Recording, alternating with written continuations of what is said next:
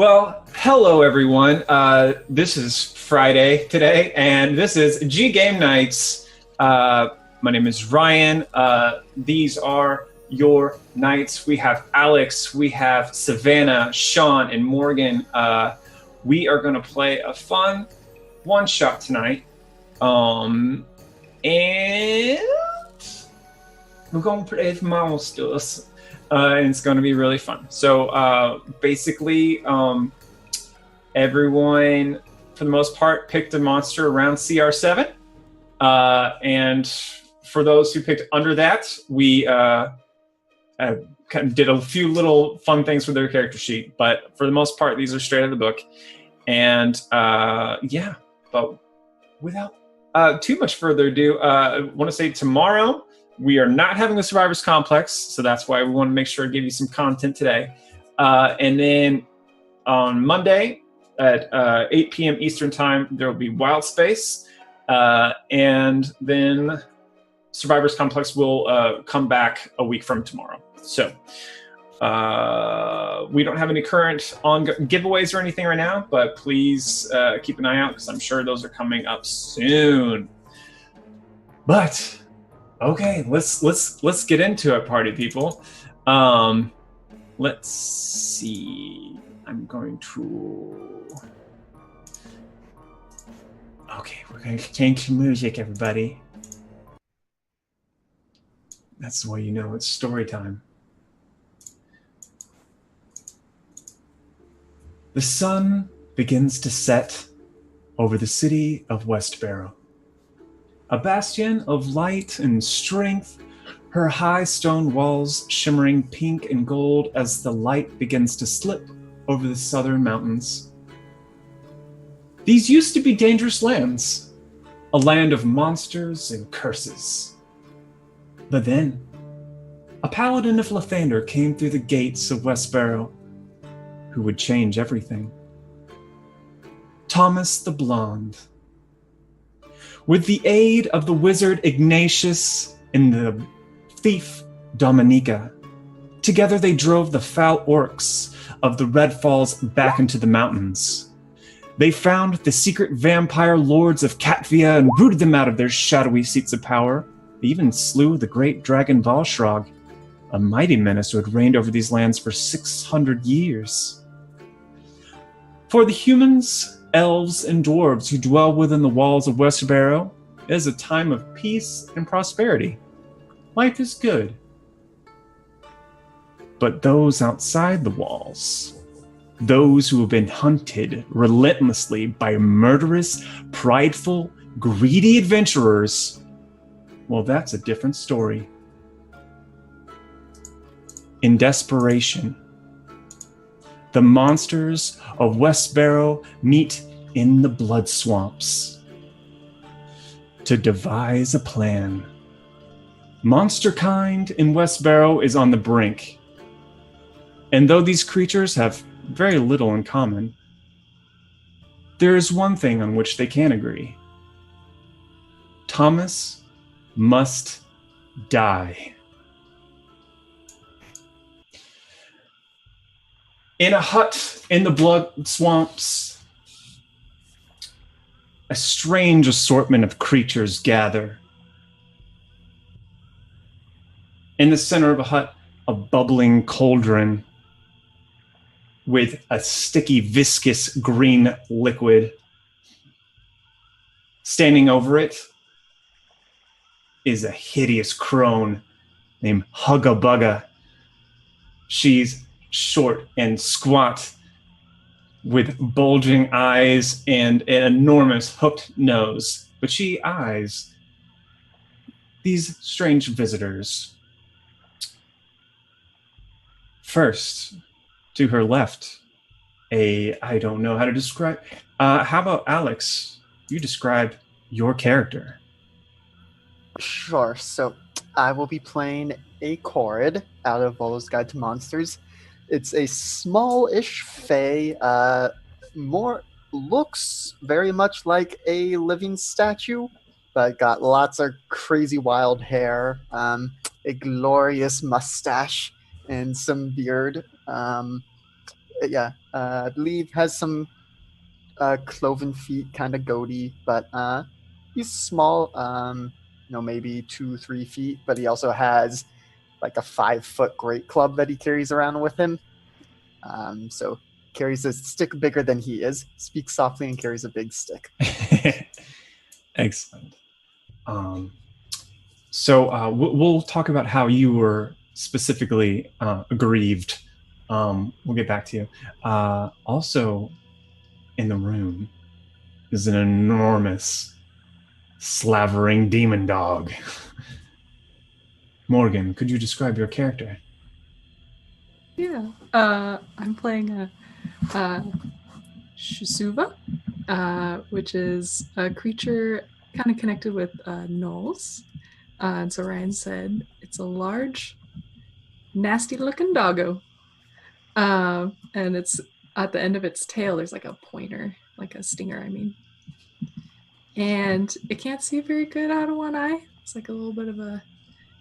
it's got some scarring, and yeah. It's just hanging out there. It's like tails like whipping back and forth, and it's not pleased to be in here with these weird creatures, but also excellent. We also have another crone, but not bent and hobbled like Hugga Bugga. We have Savannah. It's me. I'm playing a red hag named Morrigan. She is very beautiful. She has deep red skin, long black hair, pointed ears, and teeth, like fangs, and sick, like, claws at the end of her fingers. And she's generally awesome. She wears, like, some leathers and some very cool, like, natural jewelry, and she's all decked out. It's awesome. Fantastic. And also in the hut, it's a group of 4 small creatures, scales, horns, teeth, reptilian. Sean, would you describe your characters? Yes, playing the majority of the party. I am playing 4 kobold quadruplets, or a group of kobold quadruplets.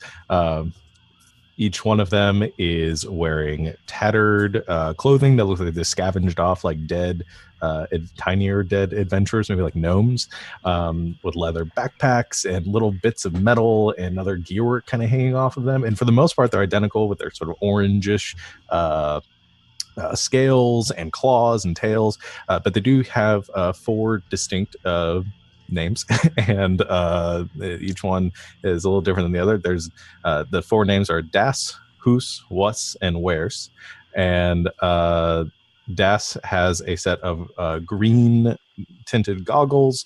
Hus has a blue fanny pack.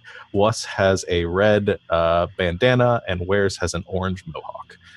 And that is as distinct as they are. And they're just sort of squabbling over each other in the corner, trying to each like fighting over a tool that they're trying to use to screw in something on this weird like clockwork construct that they're working on. Are you 4 kobolds in a trench coat? They don't have a trench coat yet.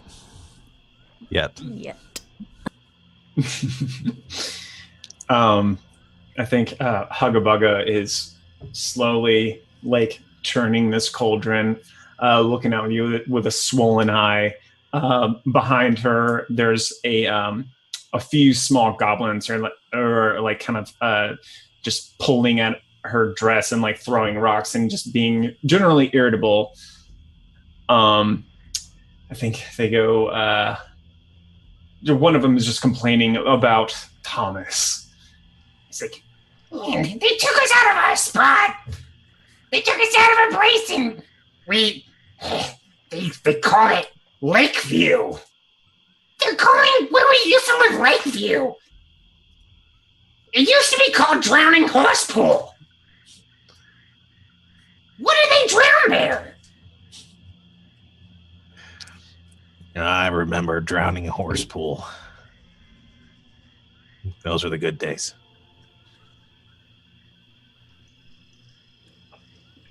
In throughout this conversation, it'd be great if you bring up how you were aggrieved. We'll say that.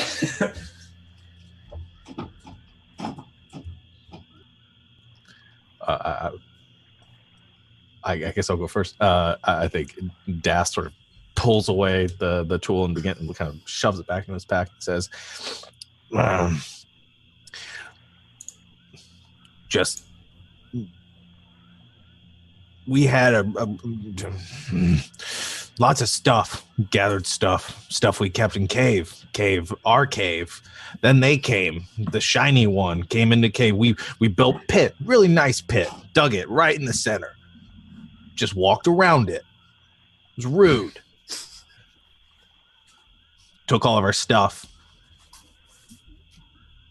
Killed Greg. And left.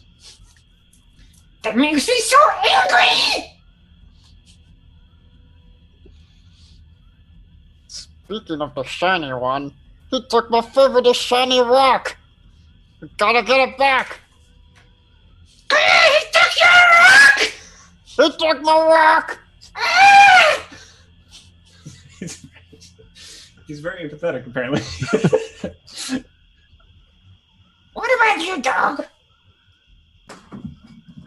And just kind of the Shisuba is just makes some growling noises, but you guys hear in your minds, "You killed my master, and I will kill them. I will taste his blood."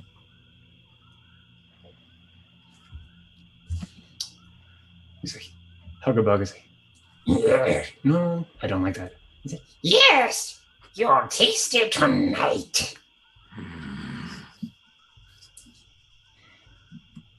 What about you? Me? Yes, Are we still talking about how Thomas wronged us? yes, it's kind of a bonding thing. He killed my sisters. Interrupted our ritual to my goddess. And defiled my sanctum. Rude. Rude, indeed. You should defile his sanctum. Well, I hope you know that I have cast a spell. It will only last until the sunrise when Lathander comes back. But it will keep him a little weaker. What it does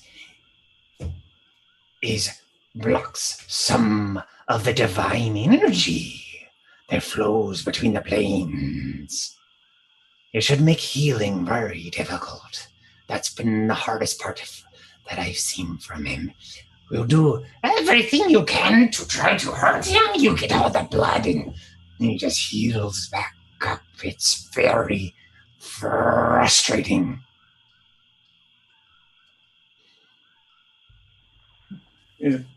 But it's just that he heals. He also has those friends. I hate them too.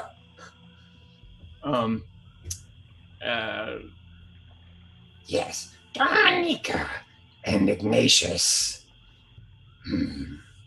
They need to be dealt with too. Thomas is strong with everyone, but perhaps alone he can be dealt with.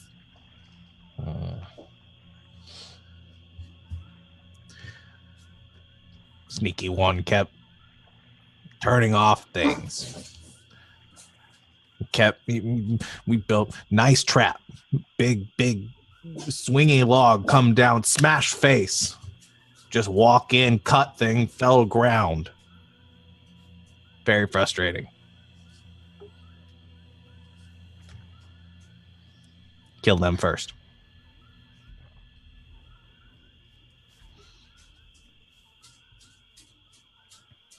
So, kill Thomas, kill his two friends.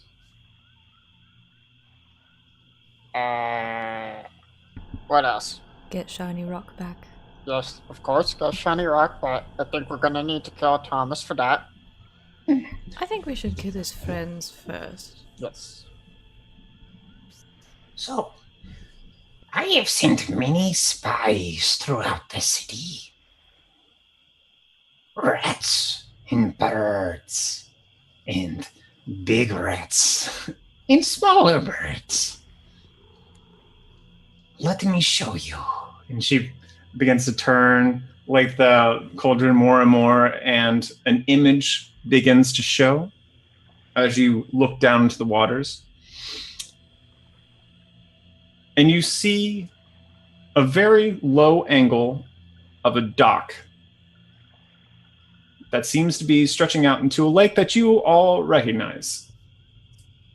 It used to be the Drowning Horse Lake. Now it's just Lake of Lathander or something like that, and it's very frustrating.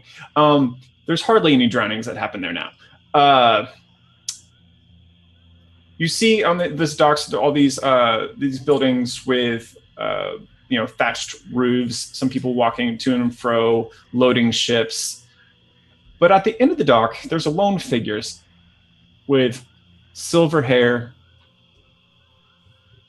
pointed elvish ears, looking out across the waters.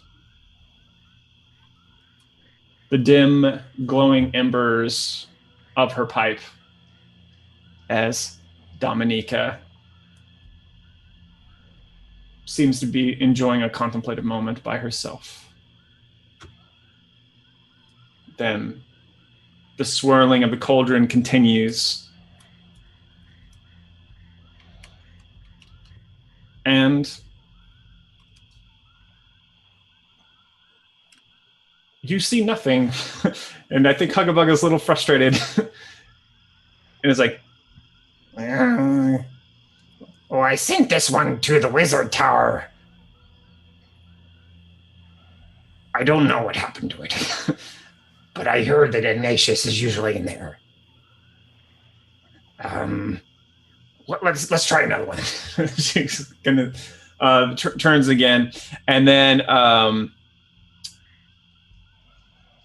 you see a higher vision now.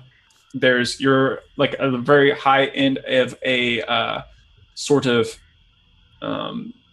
vaulted ceiling of a ornate cathedral.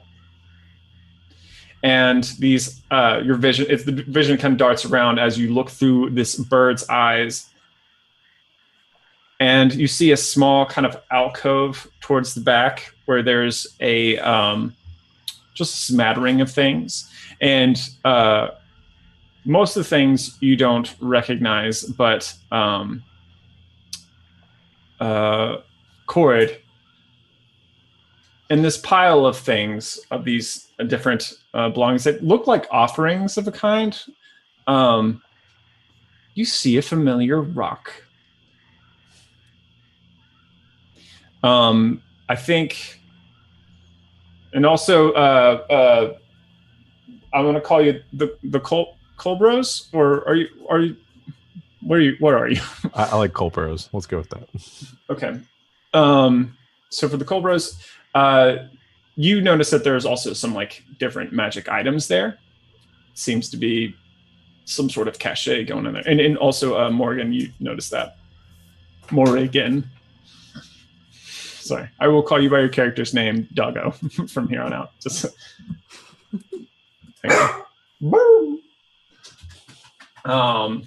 she's like, I was trying to see if it might be helpful to keep these things away from him. Or retrieve them. I don't know. The cathedral offenders is probably well guarded. And just as she says that, you see like some temple guards kind of doing their rounds. And she switches the cauldron around one more time, and you see a fabulous feast going on.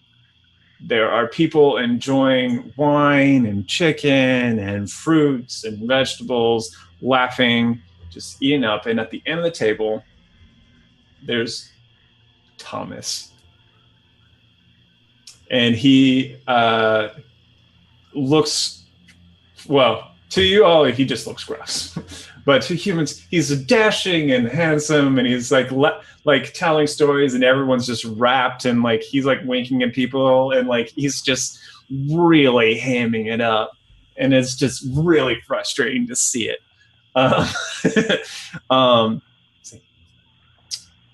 He is at a feast in the keep at the moment. Might be too difficult to get him while he's there, but he shouldn't be there forever. We have till sunrise. We do know that those who follow the Fender try to be at the church before sunrise. There might be a way for you to cut him off before he gets there. Or sooner.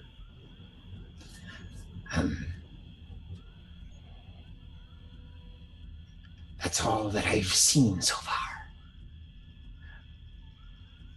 I definitely have a plan. And I start writing down or like scratching in the dirt on the ground this very complex series of mousetrap style like levers and swings and stuff indicating like Thomas gets picked up as he leaves the church and gets swung across the town, where he's then thrown into a slide which spirals downwards and then shoots him out the bottom, skipping him across the lake, where he goes into a wall of spikes, and the spikes catapult him off, and it's just like this series of events. And just like we spend the next 4 minutes doing that, and each one of us like fighting over the next bit of this trap until it's just a giant clusterfuck. And then I think who says, "See, this'll work."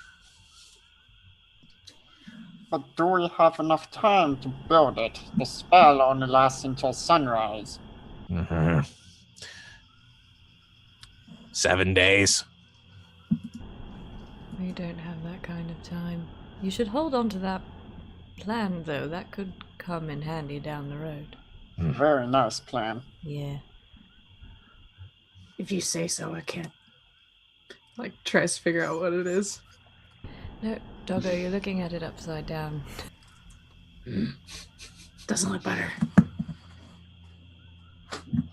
I think Who's then pulls at the points at the cauldron and says, "Is the soup ready?"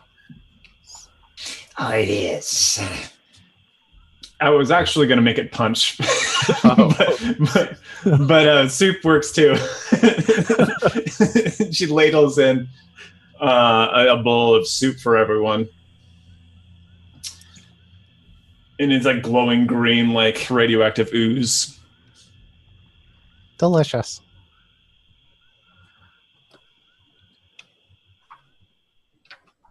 So, you said we want to get the sneaky one first?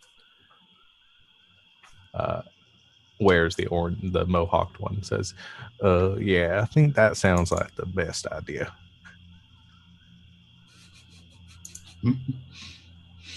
All right.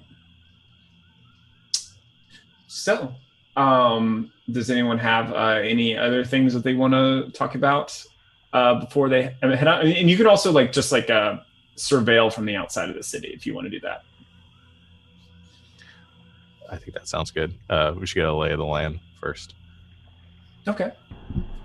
I might have something for that. I should look at my character sheet. Oh, jeez. I am looking at which thing I may want to eventually summon. Don't mind me. Okay. So let's say you all are making your way towards the city then. Are you going along the main road, or are you trying to... Okay, so kind of describe what you're thinking of how you're going to approach it. You're going to go through like the dark forest. You're going to go try to get like something... There's like a lake. Basically, obviously we don't have a map, but like from the blood swamps, there's a dark... You'll pass through a dark forest to get to the city of Westboro. And there's also that massive lake that runs up against Westboro that you can also, get to if you wanted to get in a boat or something, get there. If you're trying to avoid people the whole way, probably Dark Forest the whole way is the best way to go. Dark Forest seems like it would be like the non-gentrified part of town to us. Yeah, Dark Forest. You know what? I think it's like Dark Forest. It's a place with rich history. You know what I mean? It's just like it's a shame that there's just not the monsters in there that there used to be there. And I think actually, as you go through, you see like skeletons of ogres and stuff that are just kind of like strewn about the ground. Maybe like a giant skeleton. You see, like scoring on rocks of where dragons used to like kind of take care of their nails and stuff like that. There's lots of signs of of an environment that once was, but this southerly expansion of the people of the kingdom is continuing to put pressure on the monsters of the south. So, this is your chance to push back, fight back. Like the trees, they have these long curling branches that to some people might seem like ominous, but to you it's like they're cheering you on almost as they kind of wave in the breeze. And I think like in one poisonous toadstool that you pass by kind of like leans up and like Kick his ass. And all right, and then you arrive to the city, or just outside the city limits. Let me switch this and this to what does the city sound? I don't even have one. Let's just go back to this music then, until I can think of something.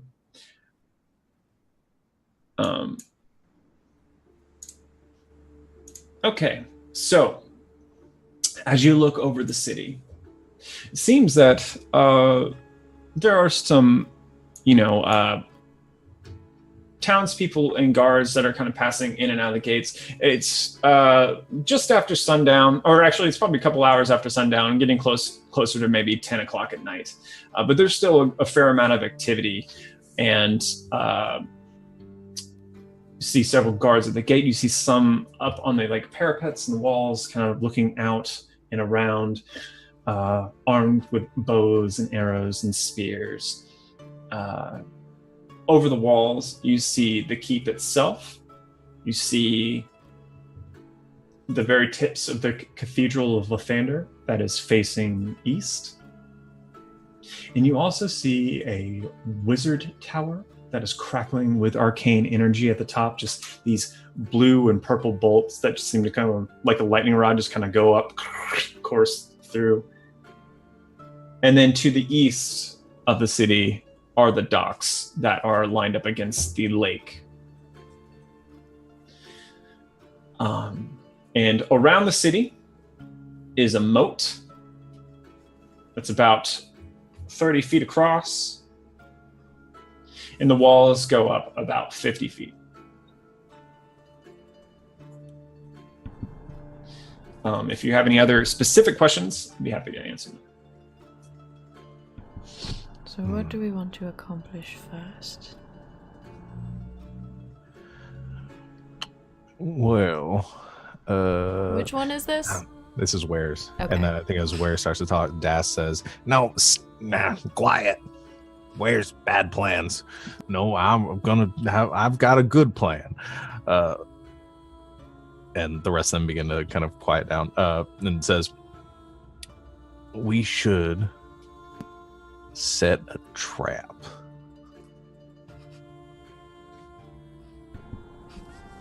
Alright, for who?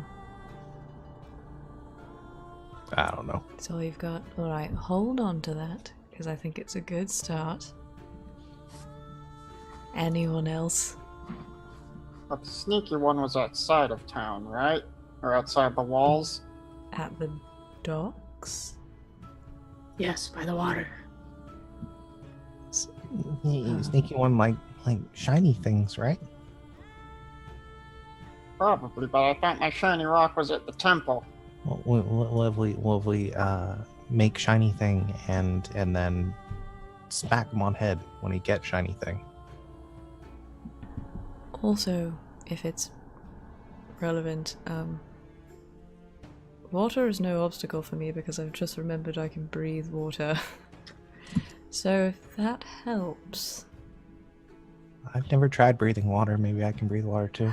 Well, try it in a controlled environment with help nearby. So it might be possible for me to get the drop on someone. Or at the very least get across a moat with no issue. And when it comes to breaking through the walls, or anything with stone, I gotcha. So when we want to get through or under the walls or whatever, so that's at least how we can get into town. What if we kill the sneaky one and then someone pretends to be them and then goes and gets shiny dude? But that still leaves Magic Lady, or Magic Man. Sneaky one's the lady. So far as you know. Yes, I did just assume their genders. Forgive me. Alright, we want to kill the sneaky one first, let's focus on that. Yep. Ryan, so does the walls that go around the city, like, do they go into the lake, or how does that work? They go up to sort of. There's a unwalled part of like up the shore. So let me draw a quick thing, and then I'll figure out how to describe it to listeners afterwards. So let's say this is the city. Here is the lake, and there's some. This goes up here. So this wall comes around here. I think this part is like a little bit of lowland, a little bit. Like the land kind of like slopes down here towards the lakes. You guys don't understand anything of this picture. It's not. I can't draw with my mouse at all. It might just be me. I'm still a little confused. No. It looks like a jellyfish. It does look like a jellyfish. So the original circle you drew was the city or the wall around the city? Original circle is the wall around the city. Okay. Now I understand. Yeah. Okay. So I'm trying to think of a better way to describe it with like pictures. So like city right here, and then like there's some lowlands. Yeah. And then lake. Yep.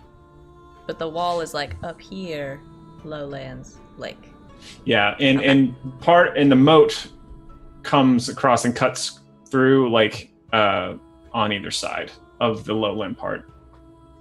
Got it. That makes sense. Maybe we just lure the sneaky one into a trap. Or I could swim up and try to just like drag her in the water and drown her. It doesn't seem as fun. I like all these plans.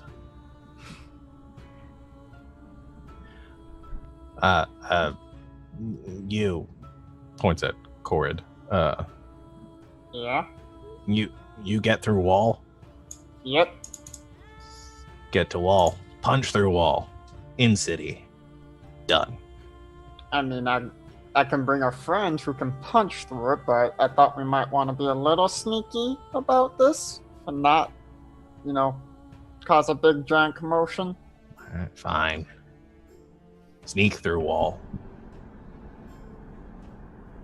I could theoretically. I'm making the assumption that because I can breathe water, I probably am a pretty good swimmer.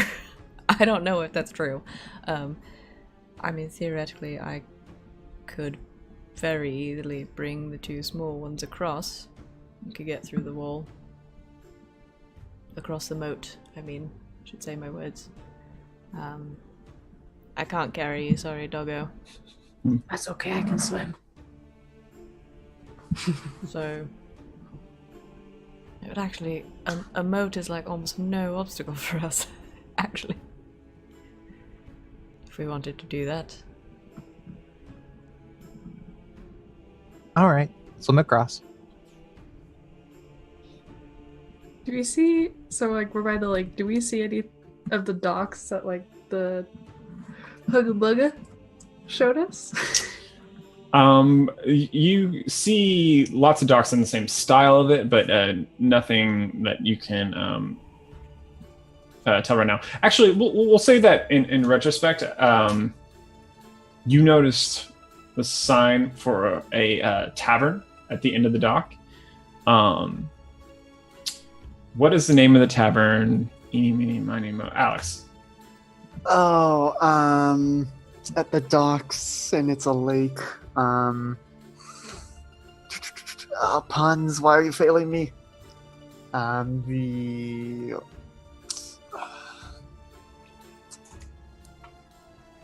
There's one right on the tip of my tongue, but it's not coming out.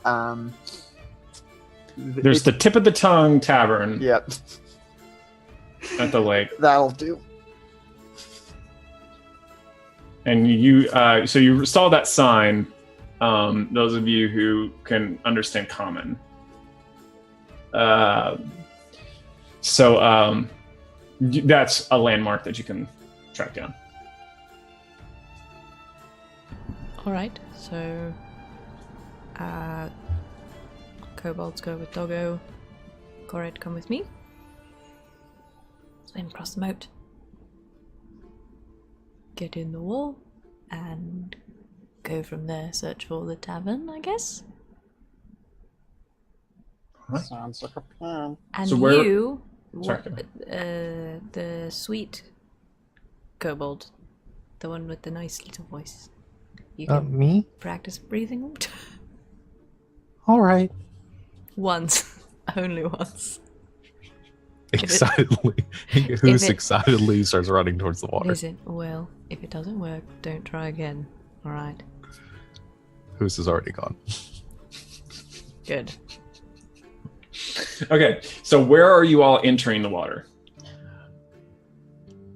I'm just the gonna guess jellyfish. like away from the gate, but maybe on the dock side of the So you're gonna move east. Are you gonna like go through the moat, or are you gonna go like just all the way to the east and try to get in the lake a little bit further along, and so away from the walls, like by a lot? I would vote for the second option. Yeah, from farther away. Okay, it's basically what you're gonna be trading out for. I'll probably make you all roll like maybe athletics checks for the swim.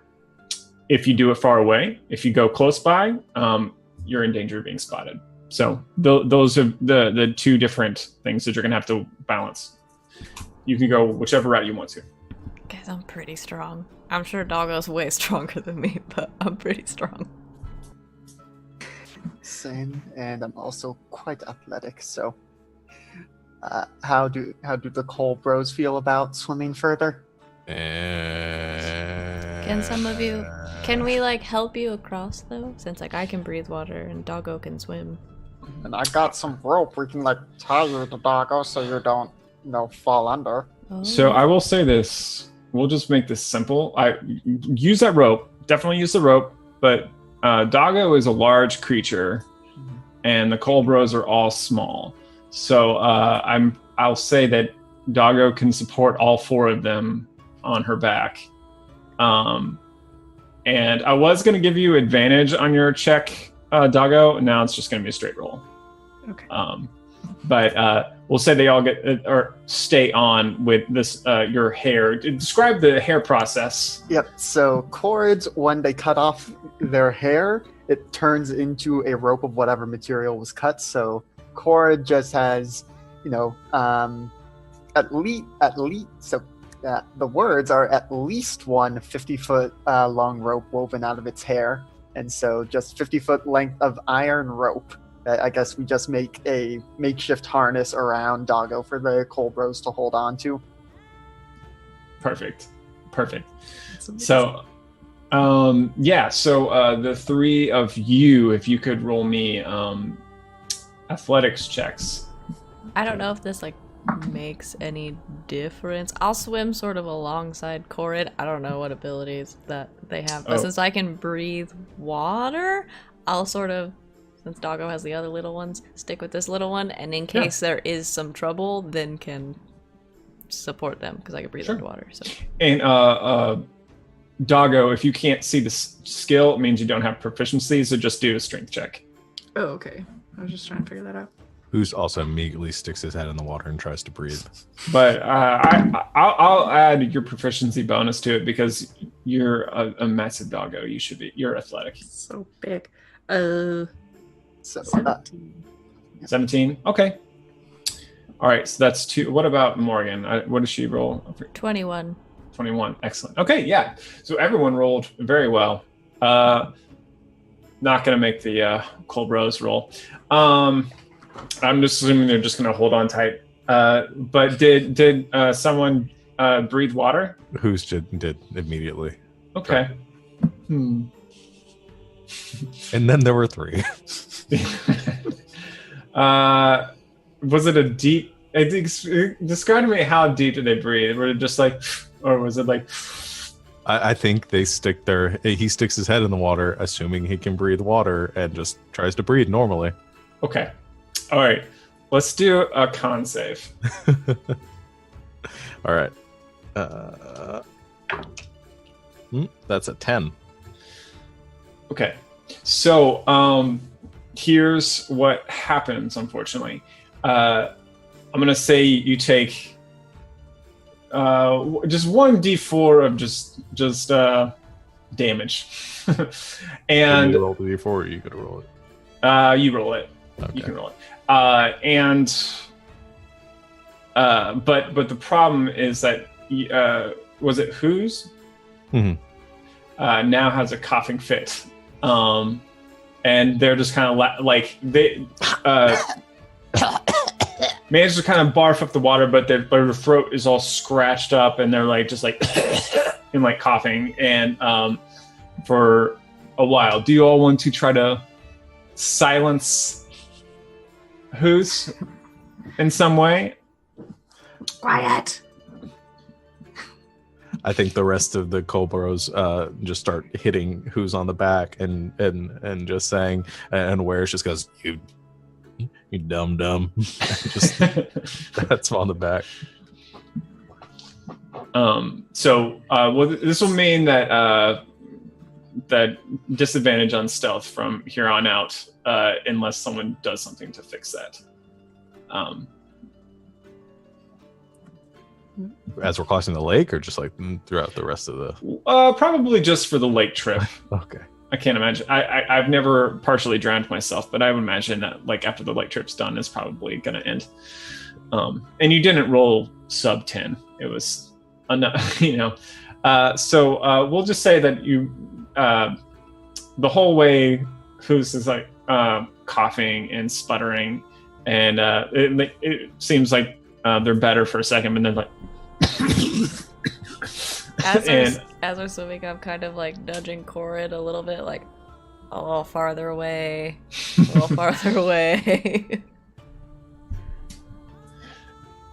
And then you approach the docks. There are several shipping vessels nearby.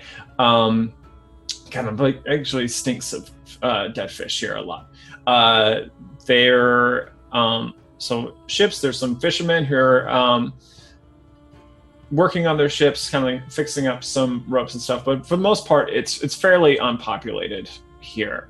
You see quite a ways away in bathed in kind of torchlight, what looks like a louder, more rowdier building with activity going on inside. Human, elf, dwarf frivolity happening in there. And those of you who can read common recognize the sign. the tip of the tongue. And if you look down the dock nearby, you don't see Dominica at the moment.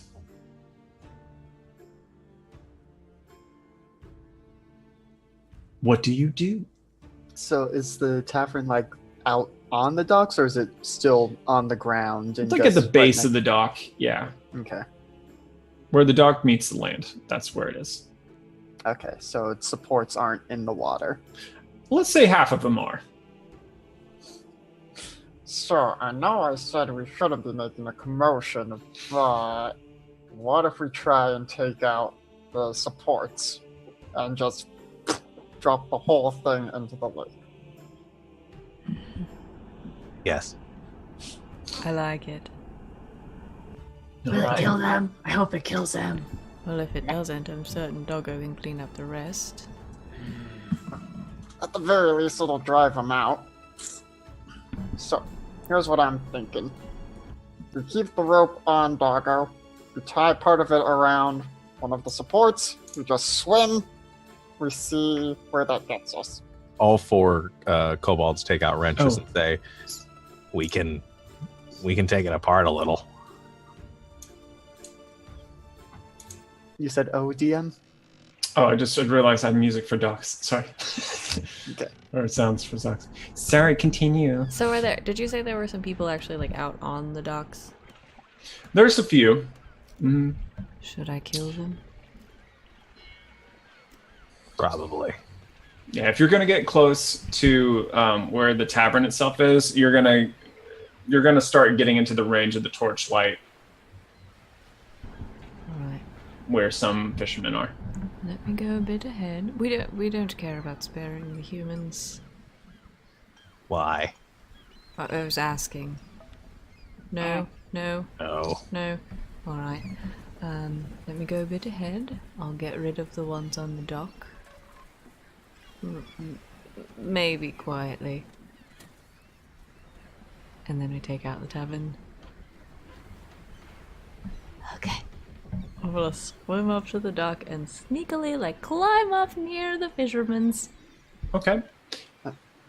Actually, I do have a question. What is the shoreline like? Is it sandy, dirt, rocky?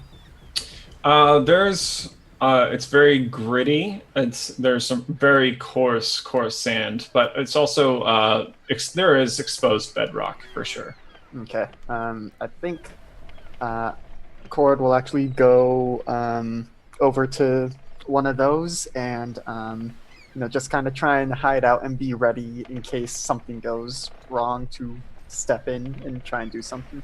Okay, so you're swimming towards the shore itself. Mm-hmm. All right. You trying to be sneaky about it, Yes. like swimming under the water and like keeping your head down for a bit. Yeah, trying to be sneaky. All right, give me a Constitution check. Just you got to be a 10, so you can hold your breath. And then that is a nat 20 on con check. Fantastic. Yeah. Okay. So we're just gonna skip the stealth check because you definitely get to the shore and hold your breath for a long time. You don't ever have to come up for air, and you're never at risk of being seen. You slip underneath the piers themselves and kind of sidle up next to, I guess, the tavern. You're underneath the tavern. Where you see the supports that are going into the water, and half of it is in the bedrock, and the other half of it is stilted into the water. Okay. I guess. And think about that for a moment, and we'll get back to you. So Morrigan, you are swimming towards one of the docks where there are docks that are kind of run out on either side of the tavern. There's only a couple fishermen there. Really stinky people, spitting and cursing, really upset about their jobs. Okay, I'm on to Stinky humans. Stinky humans.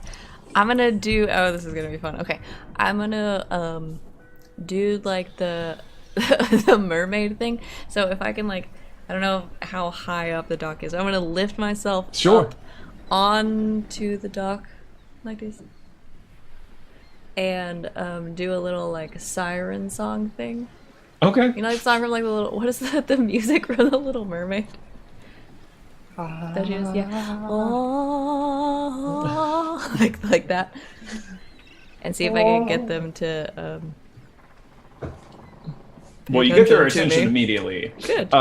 So you do. What are you trying to get them to do to come hither?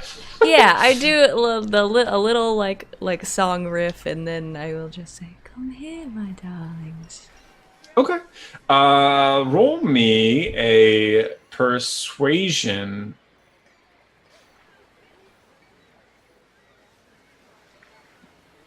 20 total. Oh dang. I'm going to roll insight for them, and they will have +1. They're not completely unwise. And I'm going to roll for both of them, or just one. I'm not going to roll for both of them. There's 2 of them there. And they're going to have to basically roll either a 20 or a 19. And, okay. One of them rolls a 19, the other one rolls a nat 1. So one of them just comes for just like, hi. And the other one doesn't seem like alarmed necessarily. It's just like wary and staying back where they are. What was I? He's like, "Hi, I'm Brent." Hi, Brent. Help me up. Yeah, of course. And then he holds out his hand to like pull you up. Great. I take his hand, and I climb up on the dock, and I say, "Introduce me to your friend." This is Trent. Say, Hi, Trent. Hi. I start walking towards him. Where? You can't just be pulling people out of lakes, man. What are you doing? It's no way to form a system of government. Are they both within 30 feet of me? Yes. I use my siphoning aura to murder them. Oh my god. All right. Yeah, roll it. They make... I'm trying to read the ability. They make a Constitution saving throw. Okay. But they take a lot of damages. What's your DC? 15. They both fail? Well, I rolled 2 6s on the first 2 d6s, so... They're dead. Wait. They're dead. No. 18, wait. 22 necrotic damage. Oh my gosh. Okay, so like literally just immediately just like all like both Trent and Brent just like staring at you, just the skin just begins to like rot off their face and they melt and like fall back in like a heap. They're just immediately just all pulls off the pier, mixing in with the scent of fish. And before very long, there's just barren skeletons there that like aren't no longer being held together by muscle, just kind of in a clatter. Is there? It's just creatures you choose, or is it like just is it everything? For 3 rounds, every creature of the hag's choosing. So yes. Okay. Yeah. So yeah. I just choose them. Yeah, I was gonna say like I'm like, should I rot out the pier? No. Okay, just making sure. Excellent. So yeah, they're super dead. Yes. Great. Good use of ability. They didn't even get a chance to exclaim or anything. It was just immediate. I'll just kind of look down at the water and be like, okay. One of the kobolds shoots a crossbow bolt at one of the bodies. All right. Shoot me an attack at disadvantage.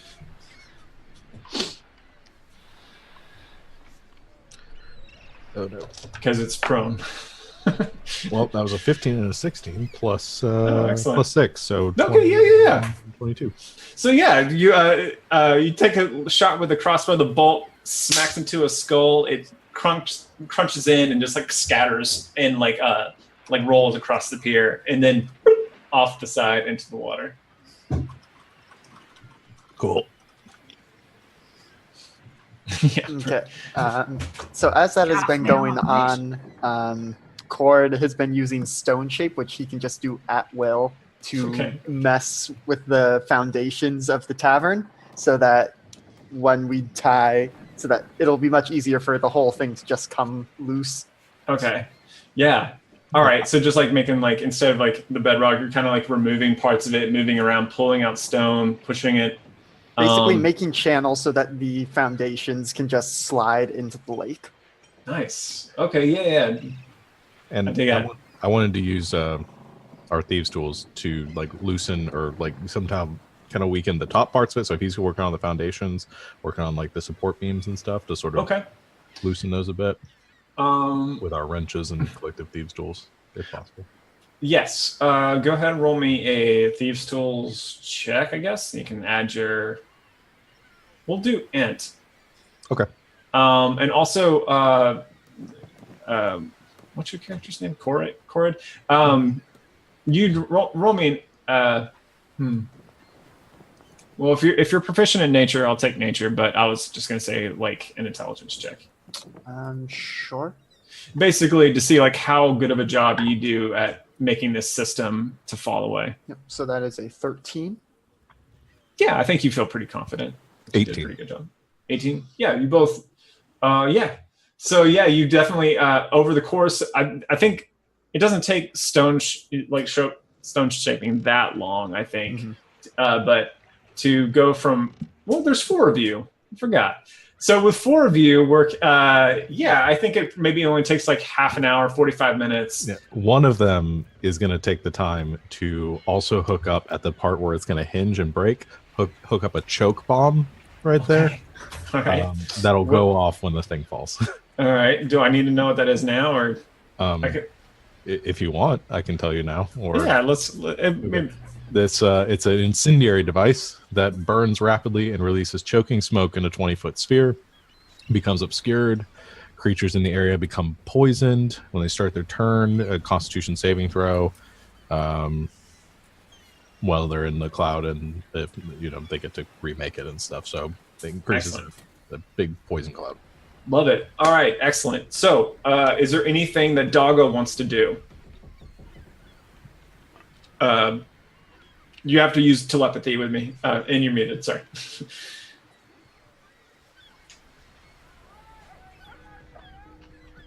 Still muted. Oh, no. Okay. I don't know why my mic keeps doing that. Okay. Doggy's gonna eat all the fish. All right, yeah, you find a heap of fish and just begin to like kind of, I think what you find are like the guts that have been discarded after the fish have been cleaned, and you begin to kind of scoop those up and like chomp on those contemplatively as you get ready to handle like for this next bit. So speaking of, what's the communication between the 4 of you? Like, what is that like? What's the triggering event, and what are you all gonna do after it? First thing, if you're talking about it. If you're not talking about it, that's also fine. We can skip that. But so I got these channels. You get the rope, tie it to one of the supports in the water. Doggo pulls it. Tavern goes foof, and your boom goes boom, and then we kill anyone who comes out.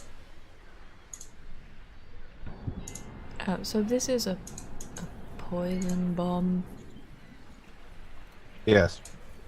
Does it like make people perhaps have the poisoned condition? You could say that. Great. Or infect me. So theoretically I could like go in and just make sure Sneaky Sneak is dead. Or if not, drag her out. Poison don't affect me either. Yay. I will just sink into the stone when things go off and come back out when it's safe. This poison will get me. So we just sort of let it fall, let the bomb go off, let it settle. Me and Doggo pop in, make sure Sneaky Sneak is dead. If not, Doggo eats her. I like this plan. All right. So who's going to do it? Is it going to be Cord that sets it off, or was it the Colbros? Muted. I think I wanted to have it so the act of pulling the... Oh, Doggo pulls a rope, and then the whole thing goes. Okay, cool. Got it. All right, so Doggo, give me a strength check.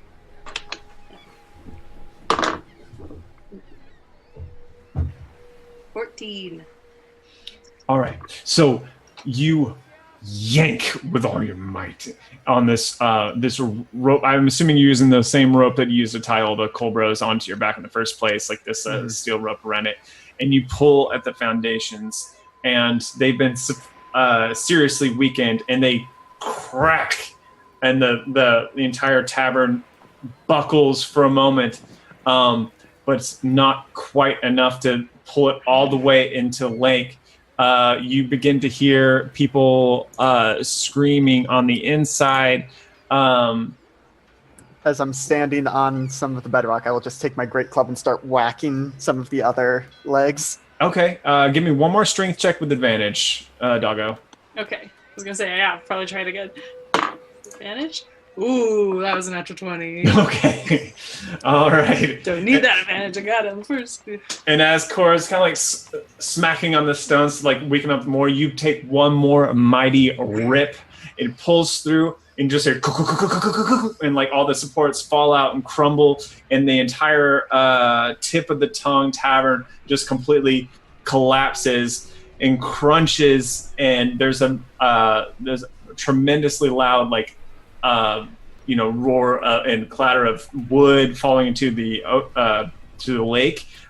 Cord, you kind of slip into the stone, becoming one with it and utterly unaffected.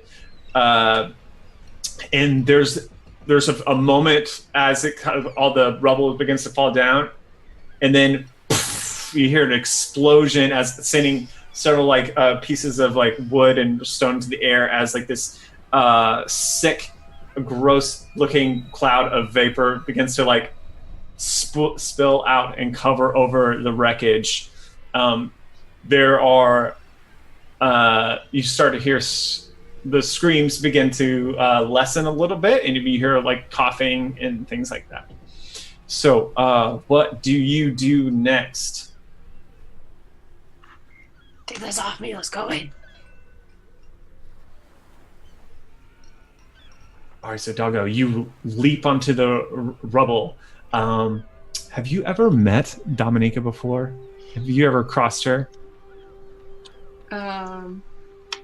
Yes, their little adventuring crew took out the pack of gnolls that I was part of. All right, then I will say that you know her scent. So how about give me a perception check with advantage, because your Doggo knows. Doggo knows. Let's see, that's 21. All right. So you kind of sniffing over the wreckage, and you're immune to poison. You're fine. Yeah. Okay. So yeah, you managed to like cut through the there's a lot of different smells going on there, as like all like the first of the bomb that went off. Also, all these other people that are inside. Also, all the bottles of like alcohol that have like burst open, and like there's a lot of competing scents. But with a 21, you're able to kind of like pick through, and you find a very specific scent of one of your enemies, the one that took away your favorite gnoll from you. And as you kind of like come to it, like you see like the wood kind of shift, and this one kind of bloodied hand pushes through and like kind of grabs on the top, as someone inside seems like person that you despise is trying to crawl out. It's gonna bite that hand and like yank it. Okay, awesome. So roll me damage. That I'm gonna say you get the. It's from a bite. Yeah. Okay, so it's 4d10.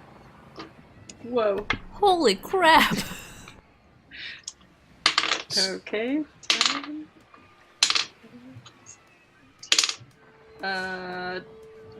27. Okay. Hold on Yes. a second. Let me. So, are you? Nah.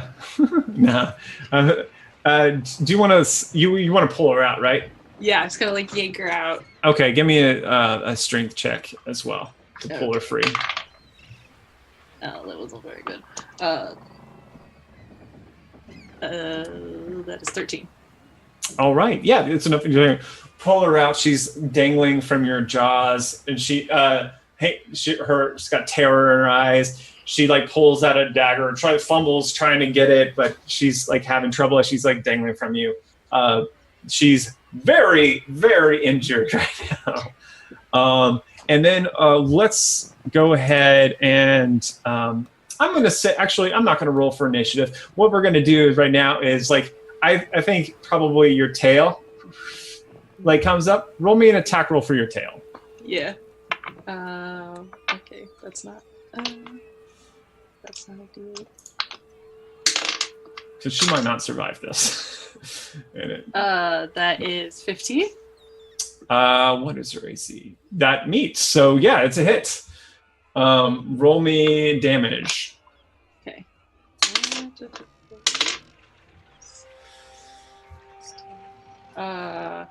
14 piercing damage, and she has to make a Constitution saving throw. Okay. Poisoned. If she's Oh, not I dead. actually, I should roll for the poison cloud first, right? I read it, so they're just poisoned if they're in it. Oh.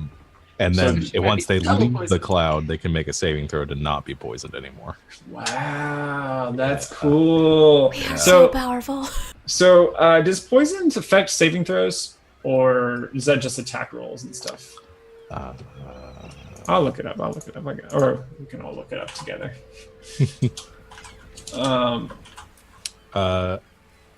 Condition Attack rolls and poison. ability checks. Yeah, okay. All right. So I was just making sure it didn't affect. Okay. All right. And so Constitution saving throw for Doggo. She rolls an 18. Oh, she makes it. It's 14. Okay. Good to beat.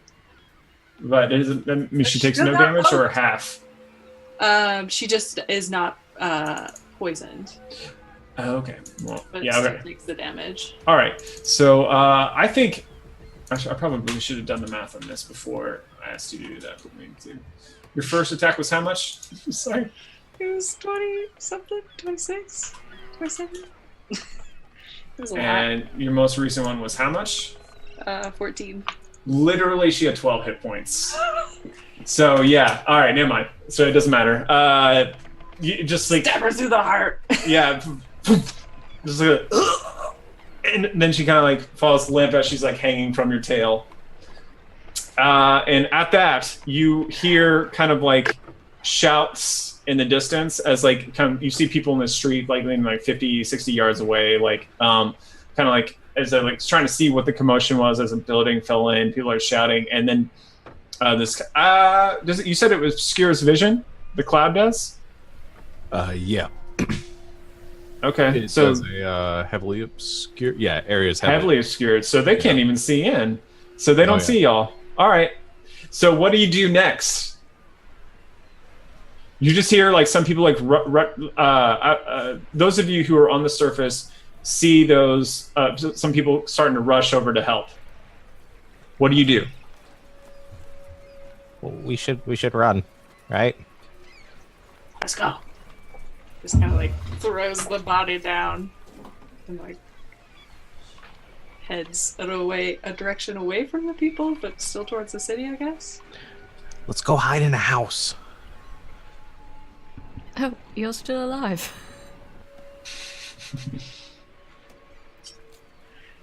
Maybe at this point, Cord like pops out and quickly gets into the water to spend as little time as possible in the smoke. Okay. All right. So so what's the move? You're moving to a house.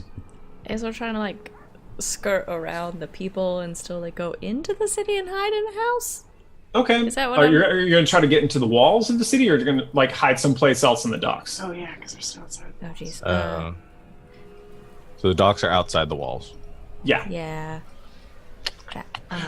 Is there like a little like fishing hut or something we could like? Yeah, square there's around, like, lots of hide? those. Yeah, there's like fishing huts. There's probably some like warehouses where some boats are dry docked and stuff like that. So there's certainly places to hide. Well, the commotion might be a good way to get through the walls. Maybe Cord, you just punch us through, or sneak us through while they're all looking at the docks.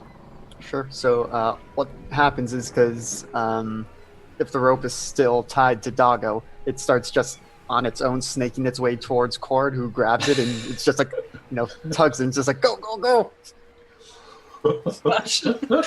It's so cool. Jeez Louise. All right, so let me roll a couple things. All of you roll stealth, and then whoever is looking for a place to, are you going to make it break for the wall right now? I think this is the best time. Okay, let's do it. Go for it. Let's do it. So you all make a break for the wall. Roll me stealth. Yeah, I'll allow it because sorry. I'll say for the people watching. You explain it. Yes.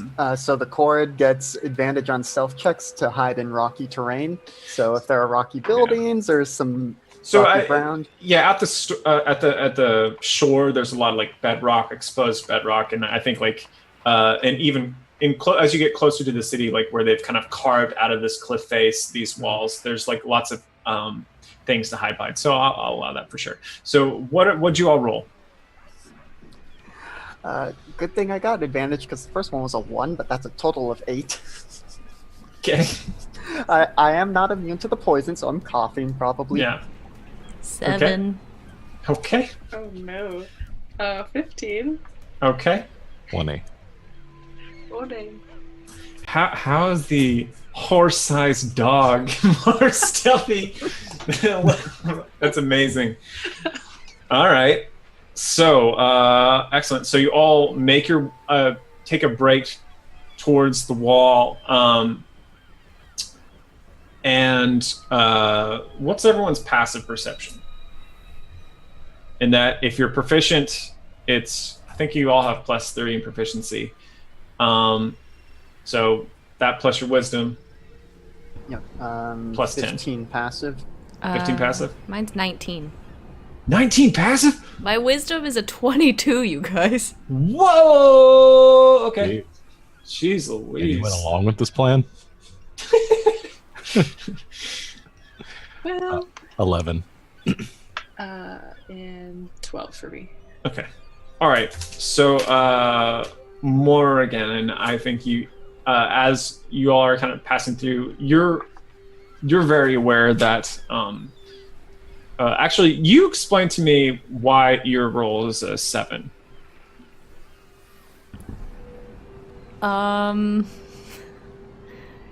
That's a good question.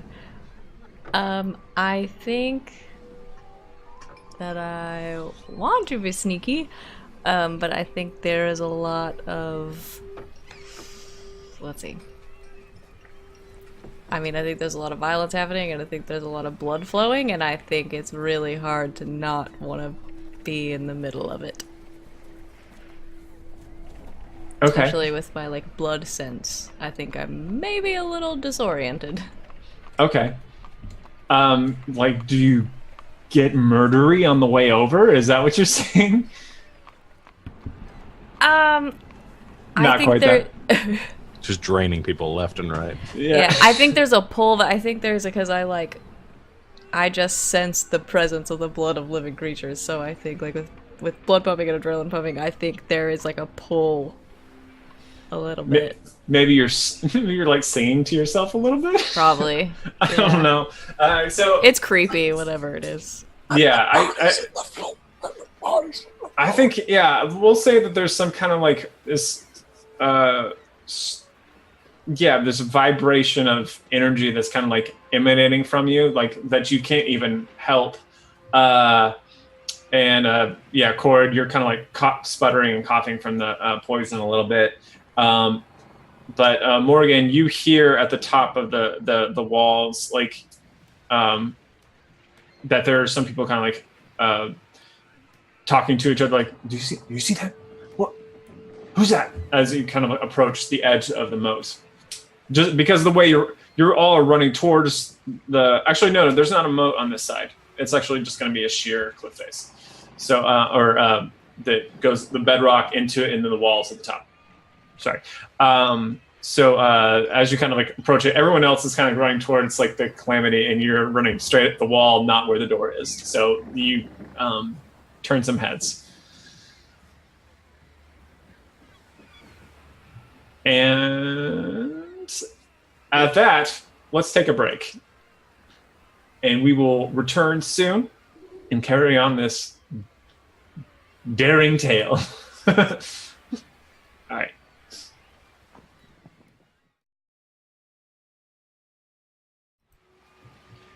Welcome back.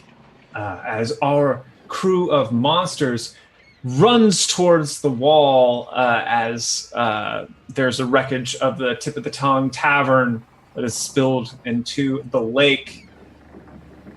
The thief, Dominica, slain by Doggo. The first of the three has fallen. But there's so much left to do.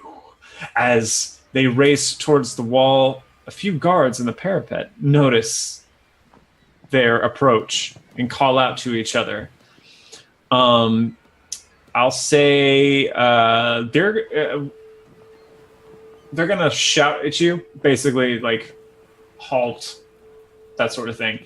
I'm assuming you're just gonna beeline for the wall no matter what. So okay, so and you're gonna start with the car. Yes. Like, sorry, go ahead. So yeah, the plan is to just stone shape through, if possible, through the cliffs. Stay in the ground as much as possible, but if not, tunnel into the walls. But using stone shape, just make us a tunnel that we can get through and seal it up behind us, leaving air tunnels so that we don't suffocate in there, but close off the avenues of pursuit behind us. So this is what's going to happen. And you all, if you want to do something in response to this, just let me know. The first round happens. You carve a 5-foot thing in there. One of you can get inside in the cover, but Doggo can't be you, and can't be. And so between you three, who's inside? I'm assuming it's you, Cora, because you're like kind of you're 7 days to die and just like making your way in. So you're not going to be targeted, but just a volley of spears starts coming down. Actually, if possible, because one of the things that Stone Shape says is you can have up to 2 hinges and a latch. Don't need to do the latch, but take just like the first 5-foot cube and just like rotate it 90 degrees to provide an overhang. All right, so I'll say that gives cover to 2 of you. 2 of the medium and lower. Mm-hmm. If I can get to the wall, I'm going to cast Meld into Stone and just slurp into the wall and hide. All right, there you go. You slurp into the wall. Doggo, you're the only one who's exposed currently. Can I get a dex save as a hail of spears comes down? Sorry, Doggo. A dex save? That Yeah. is, total of 20. Okay. All right. So you actually avoid most of them. I want you to roll me. Roll me 4d6, and you'll take half of this damage. Okay. Good thing I have so many d6s for being a row. Okay. That is 14, so... 7. So you take 7 piercing damage as you dodge most of the spears as they smash down the stones around you, but a few of them pierce your hide. Yes. Colbros? For the guards? You said 50 feet? 50 feet, yeah. I want to attack them. Okay. Go for it. So I think 3 of us run out using the multi-attack. 2 shoot the light crossbows, and then 1 throws a grenade up, just trying to impact the wall, and then explode. It explodes. It can only go 30 feet, and then it explodes 15-foot sphere. So I think it'll just make it to the top. I don't know if they get a sort of like cover bonus, but okay. Just gonna try to volley at them. Okay, yeah. Give. So from this angle, they have quite a bit of cover. Yeah. For the light crossbows. So they wearing chain shirts, and they have 3/4 cover from here. So it's going to be AC 21. Ooh, okay. These would be the 2 crossbow attacks then. 1 definitely misses. The other one's a 25. All right, that is definitely a hit. Roll me damage. All right, it is 1d8 plus 3 piercing. Ooh, that's 10 points of piercing damage, and then 2d6 poison damage. Oh, damn. Okay, they're dead. 8 points of poison damage to that one. There was I was like, oh, you got 1 hit point off, but then nope, there's more. So yeah. You can have it with a Constitution save, but I don't think that's gonna help. Okay, no, yeah, it won't help if it's half damage. Yeah. So you managed to get just a supremely you almost like it's like you call the shot, like before they even pop their head out, you like just send an arrow up between 2 of, like, I think they're called minarets or something like that, or crenulations, something like that. It's a word like that. Anyway, you get right in between 2, just as like one of them puts their head out, just right in between the eyes, and they like lean back into a clatter. And then now a lot of people are shouting up there. The grenade goes up 30 feet, and Kobe. a Kobe explodes. What does the grenade do? It's kind of clicking as it goes through the air. It impacts the wall, and then it explodes into razor sharp spikes that explode outwards in a 15-foot sphere. Okay. All right. So, yeah, go ahead and roll me damage on that. Dexterity saving throw.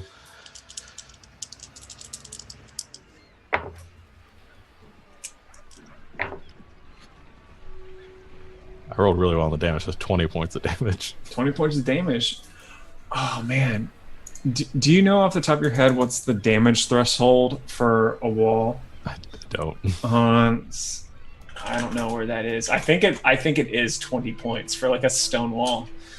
We'll just say that it is, and we're gonna say you managed to kind of like take a big chunk out of this wall as oh man, it starts to cracks begin to come up a bit. You don't like cut anybody with a shrapnel because of the angle of where they're all at, but the entire like this section of the wall can kind of like slide forward just a little bit, maybe 1 or 2 more rounds, and that whole section of the top part slides off, which is where you all are. Just to work faster, I guess, Gordon. So, all right. So, but it also like kicks up a big cloud of like of dust, and people are obscured. They're not really like seeing where you are. A few people will throw spears down into like where they think you are, but they kind of clatter harmlessly on the little roof that Cord is created. So we're gonna roll for this. We'll see if the piece slides off early. So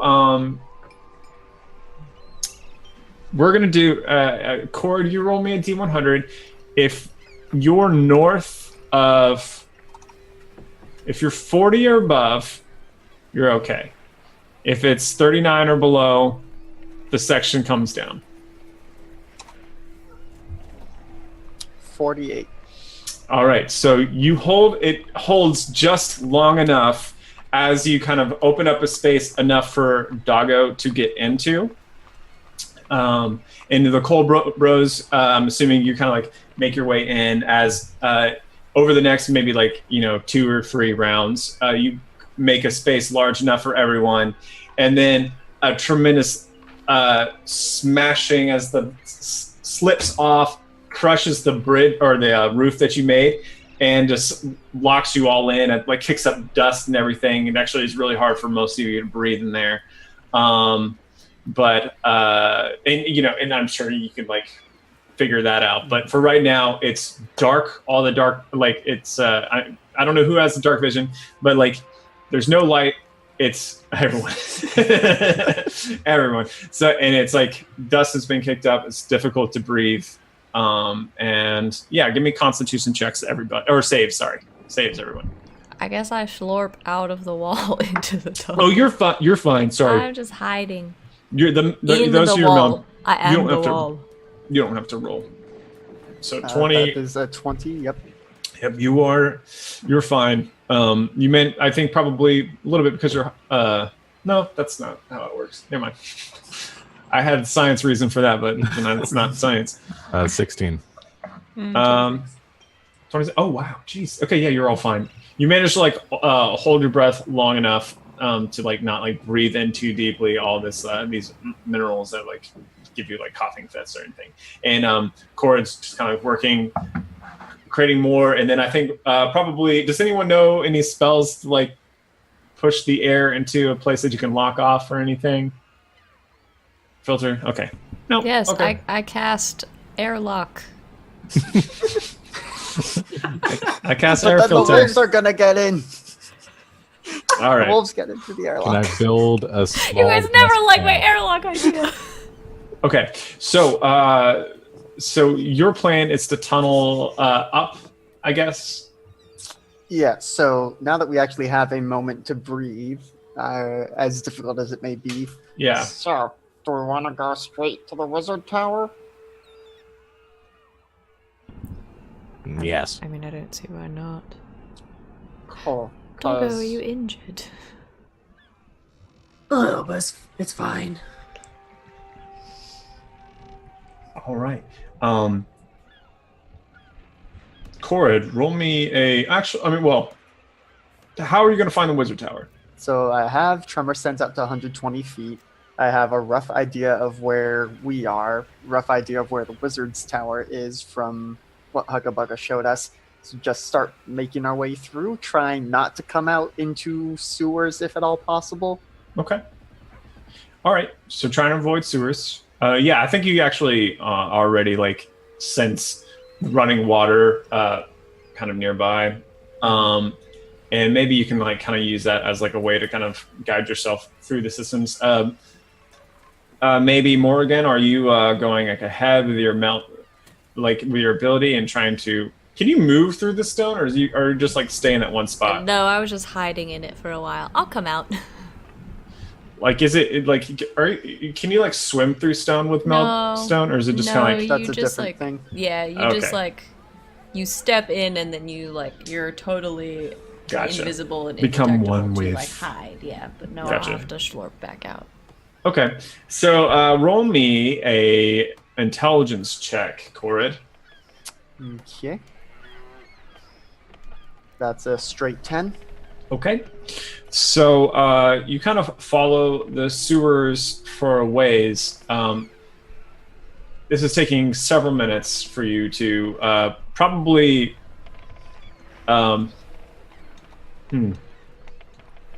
With all of you there, I think at maybe about after you've moved ahead, maybe like 60 feet, I think the air is feeling real stale. Do you want to like? Or do you want to like tough it out? Keep trying to move forward. I can open up some little holes into the sewers so that I don't know if that's better for the air quality. It's up to you. Hey, smelly oxygen is oxygen. Yeah, so I think if we come near any sewer paths, make little holes, but not like the full 5 feet opening. Yeah, cool. Once we start getting close, I don't know what this is. Corid will have to tell me what this is probably. But once we start getting close to the surface, I'm gonna use my bloodstone ability because I can just sense the presence of the blood of living creatures within 90 feet. I want to try to have us tunnel in and up to a place where maybe there's less humans with blood. Okay. As opposed to humans without blood. Yeah. Just towards the dead people. No, but maybe so we can come up in once we get close to where we're gonna like actually tunnel through to a place where maybe there's like not a whole lot of people around. Excellent. So you follow the sewer lines, poking in air holes every now and then, to kind of give yourself some not fresh air, but definitely oxygen-rich air that will keep you alive for a little while longer. Everyone give me Constitution saves. I'm going to see if anyone gets sick. Because I guess there's probably a lot of other gases going on there, too. I rolled a natural 20. Hey, you're fine. 24! That is 16 for Cord. Fine. Basically, just let me know if you roll below 10. Oh, no. 15. Okay, excellent. So yeah, you're all fine. And you follow towards where you think the wizard tower is, with the two of you being able to sense movement and sense the presence of blood. You're able to kind of get to a place that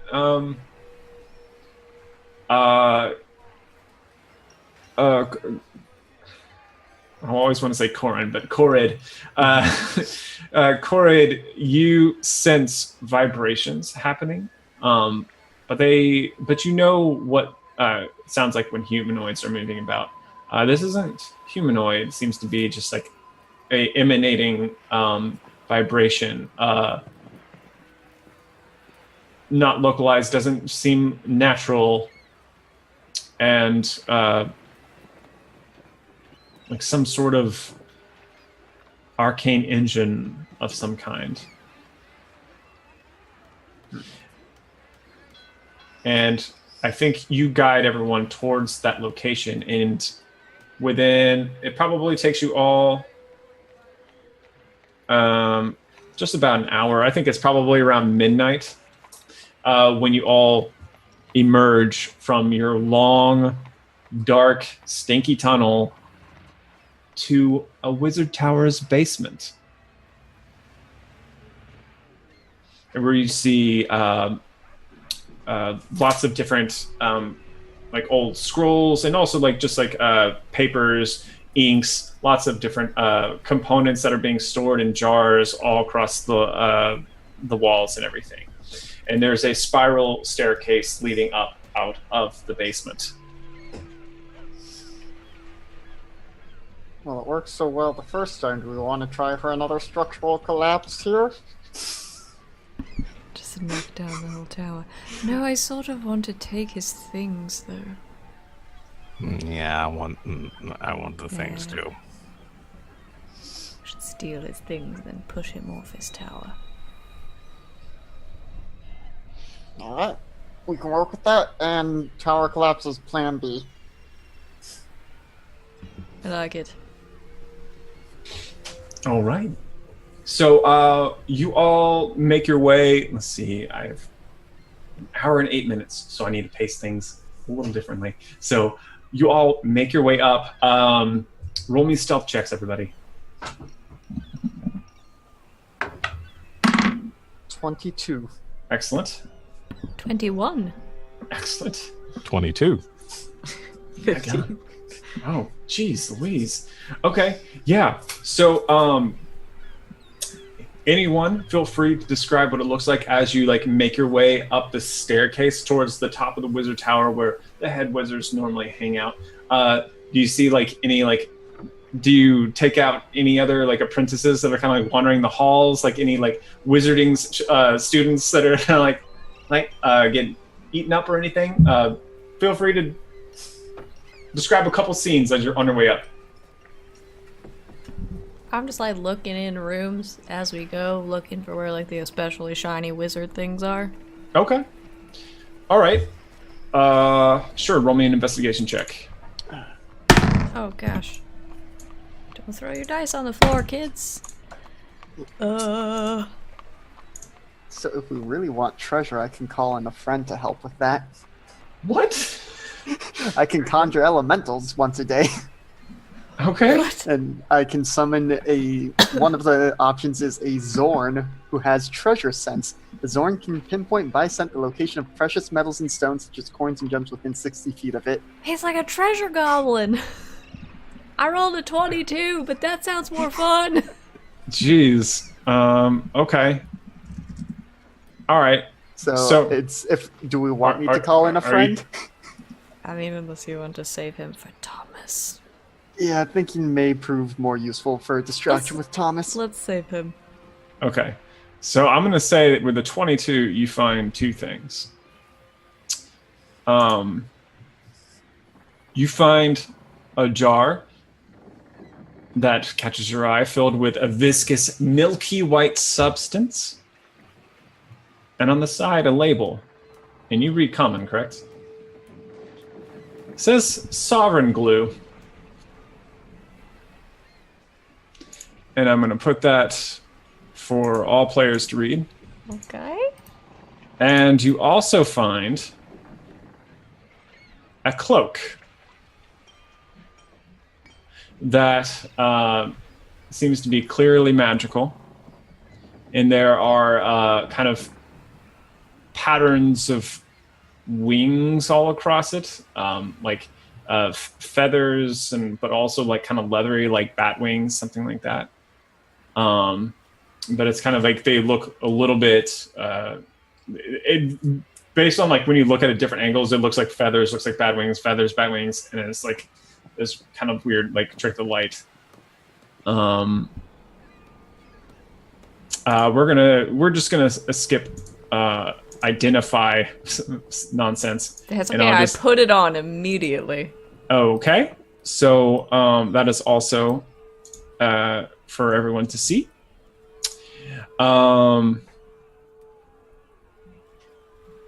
This is gonna be good. And as you find a cloak of wings of flying. All right, and I probably should turn the screams off.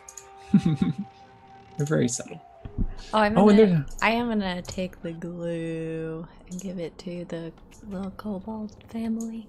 I think. Do you know I actually had sewer sound effects? Because I'm like, yeah, that probably happened. And I didn't use them. Shame. We went right next to it. Yeah. We're sewer adjacent. And I had like the dock sounds this whole time you're in the wizard tower, and I have a wizard tower sound. Just like real slow and everything. And yeah, as you're walking by, there's a lot of these like strange like clockwork contraptions on the walls that are kind of like clicking back and forth. These kind of cathode tubes with like crackling energy inside. I'm gonna say, Doggo, you eat a few students. Just kind of like snap them up. On the way up, every time we hit a landing, I'm setting a trap if I have time. Okay, how long does it take to set? 5 minutes. So I mean, if you want to hang back, you can, but I think you probably only have like time to set one trap before they get to the top. Okay, then unless they're waiting for you. I'll set one trap. I'm gonna hook up a skull popper. Okay. I'm gonna say outside the door of one of like the dormitories or one of the rooms that we're going past. which is a very intricate trap, which is just a heavy object that swings down and just right at head height when somebody comes down. I think you all are not present for this as you make your way towards the final floor of the top of the wizard tower, but it's Leviosa, not Levioso. As this heavy boulder smashes a couple students. Jeez Louise. All right. So, anywho, you approach the final room. Like the stairs into this large oak doorway with gold trimming on the end appears to be locked.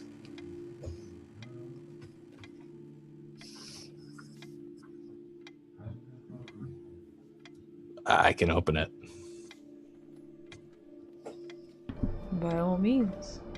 I use my thieves' tools to remove the door from its hinges. Okay.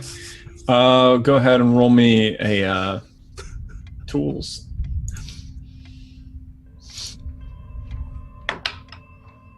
That'll be a dexterity or intelligence. It's the same either way, actually, so I don't know why I'm asking. Cool. 19.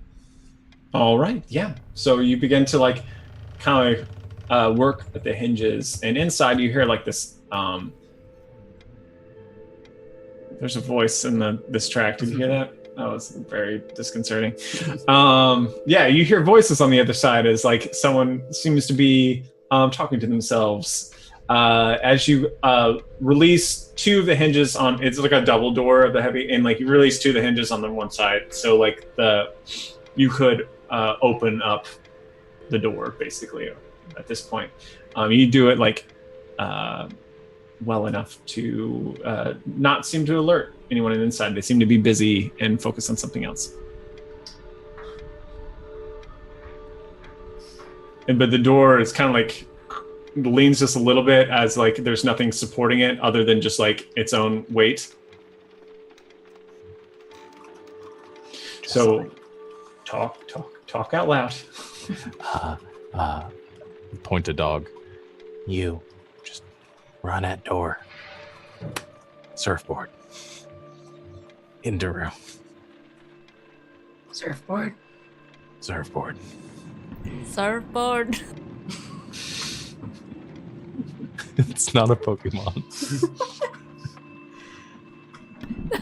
That's Beyonce. Yeah, You uncultured swine. I don't know.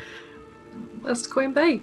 I guess I'm gonna like back up a little because we're in like the stairwell that like goes up and up, right? Mm-hmm. Yeah, I mean, I said like the floor kind of like flattens out for a little bit in this alcove, like in a seating area right before the doorway. The kobolds want to climb on dog's back. Okay, if we're gonna charge through the door, I was gonna do this later. I'm gonna go ahead and do this now because I can do it more than once. I'm gonna cast Bark Skin on Duggo. Okay. All right, your fur begins to seem like it mats into these like patterns that's a little bit reminiscent of bark as it kind of like feel this protective layer kind of cover all of you. Your AC 16. Nice. All right. Anything else? I'll back up. It's gonna What you let doing, out, Doggo? gonna let out a howl and then just like run out the door. Okay. All Jump right. on it. Give me a strength check with advantage because the hinges have been removed. Oh, that's a terrible roll, but so that's a 10 with advantage. Oh, So you good. so the hinges are on the outside, so you remove those, and there's still kind of like the lip of the alcove that's like just like an inch around, and he kind of like hits into it, and it doesn't like push forward. It's kind of like the door kind of, you push it at the bottom side, and it kind of like is on top of you and kind of like crawl in. I think two of the cold bros like get knocked off the back of Doggo and like kind of crumble. But you kind of, your claws like scratching on the like stone as you kind of like try to get your footing again, and you come in and you see the Ignatius turn around, this old wrinkled figure, these strange like arcane tattoos all over him. He is working on a large statue with like these like tools. He kind of looks at you with shock as the rest of you kind of like spill in, and what? And let's roll for initiative. Yeah. I will roll. Alright. The initiative tracker is up.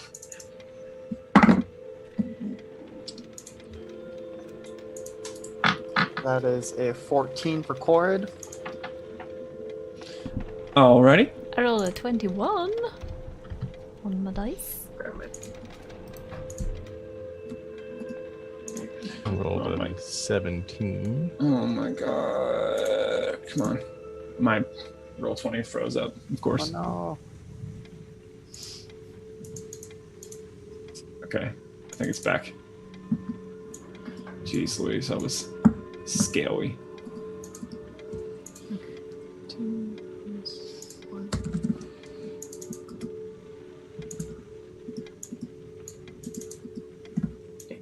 And I will switch the music shortly. Thought we had some good rolls, but those are some better rolls for. Oh, dang.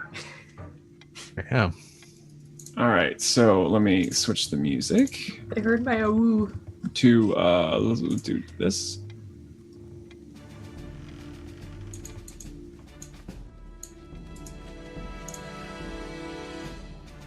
Okay.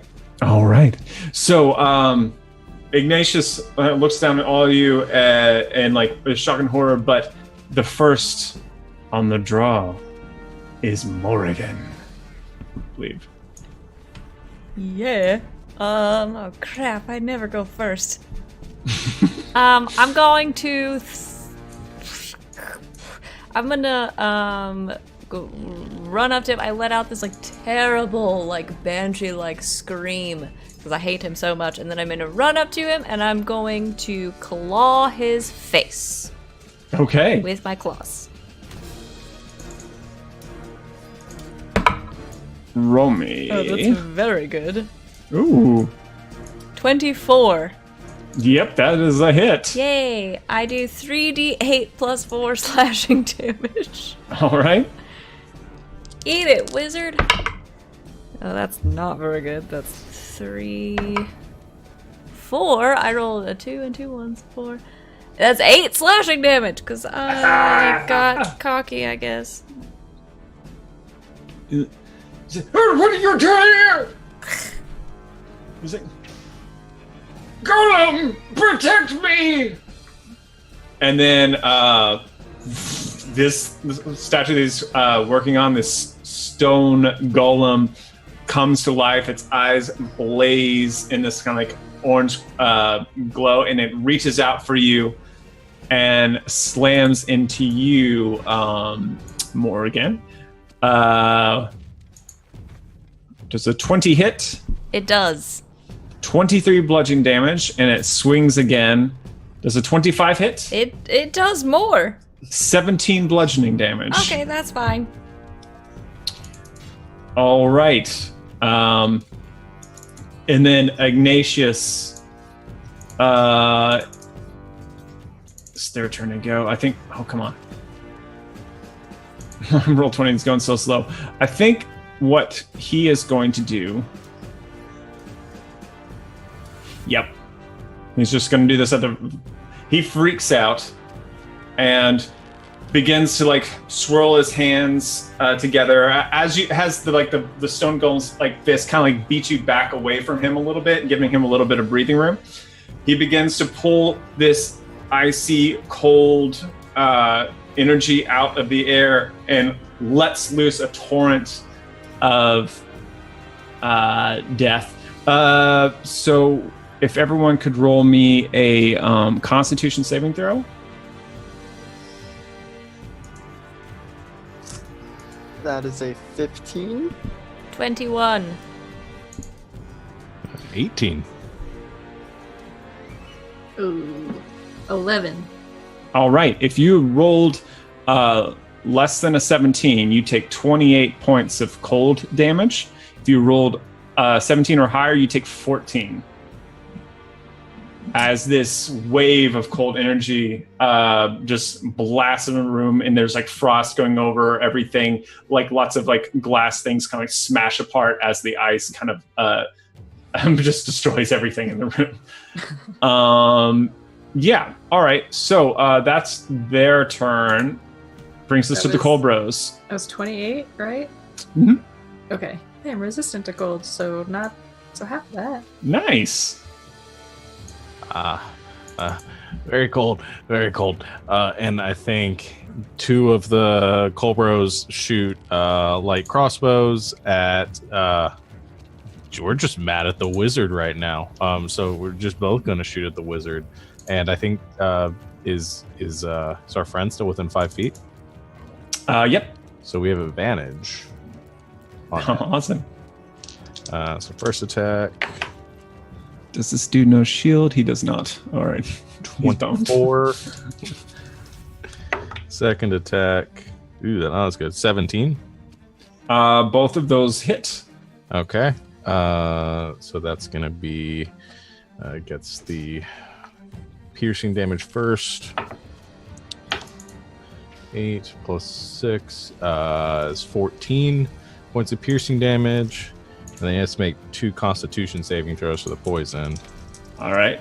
So he is not proficient, apparently. So 1, 2. Both of those seem like they're bad. The first one succeeds, actually. So I rolled a 13 and a 7 for the Yeah. viewers. The 13 succeeds. That's 2 points of piercing damage, 2 points of poison for the first one, and then 11 points of poison for the second one. Okay, can you give me total damage for both rolls? So, what is it? 2 plus 11, so 13 points of poison damage total. All right. And lastly,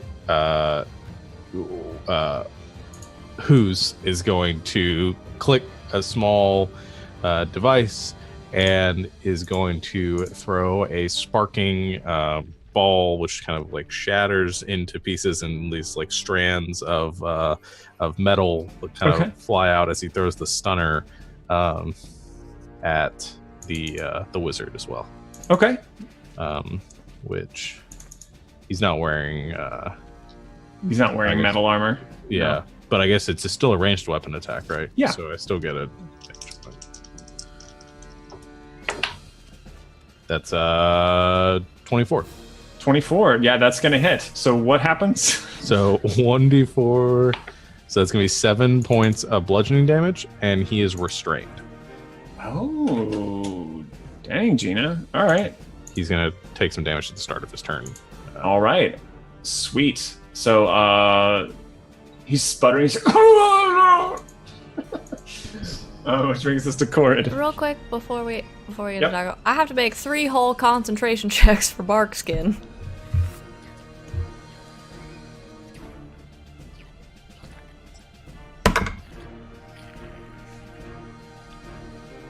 The first one was a 20.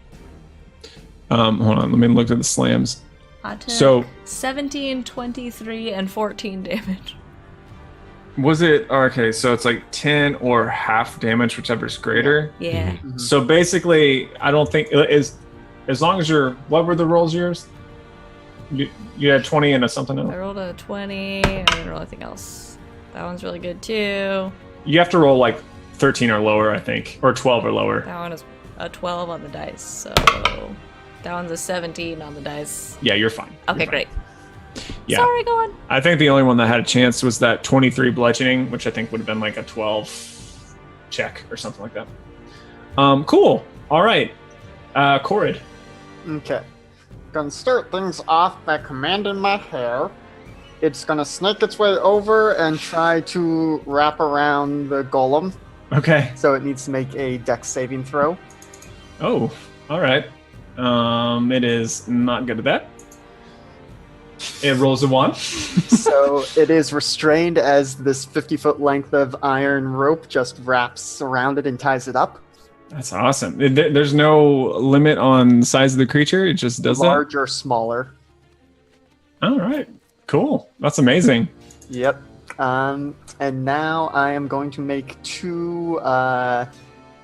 with my multi-attack, I'm just going to grab chunks of stone out of the walls or the floor, hurl 1 at Mr. Wizard and 1 at the...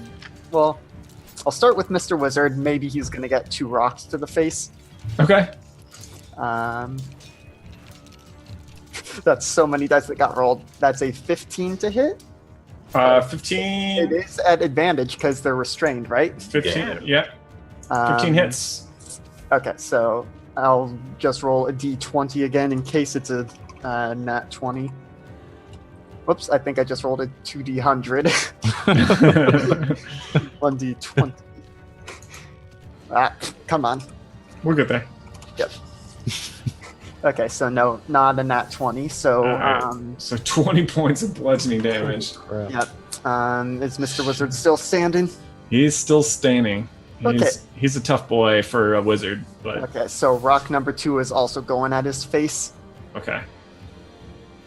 That's a 28 to hit, Yeah, it hits. and that's 24 more points of bludgeoning damage. All right, he's like coughing up blood. He's very, very injured as he's ensnared in the grenade that the kobolds threw, coursing all around him. Yeah. So cool. That's gonna bring us to Doggo. Perfect. Gonna run up and bite him and stab him with my tail. All right, at advantage.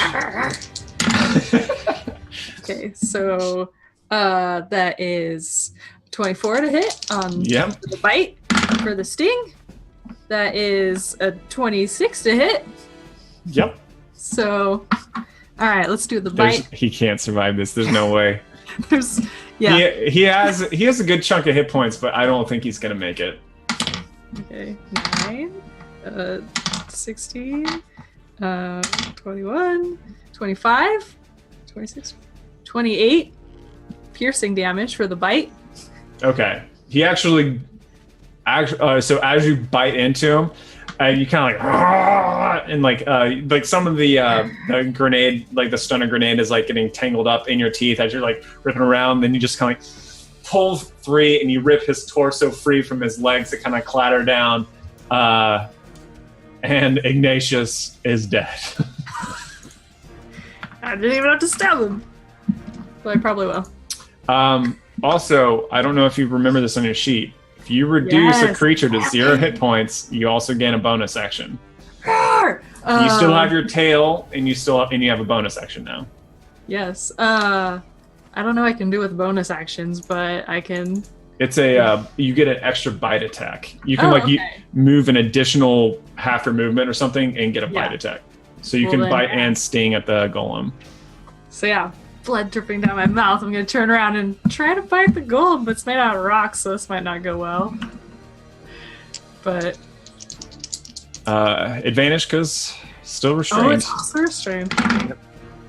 Okay, that is a 26 to hit with my bite, Yep. which is so many. That's not the D10. There it is. Okay.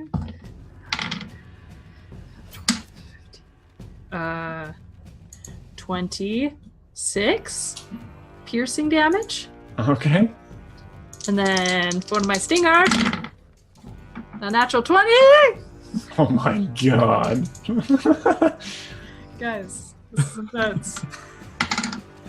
So many. Okay, wait, so 8, 6. Alright, so it's 14, 17.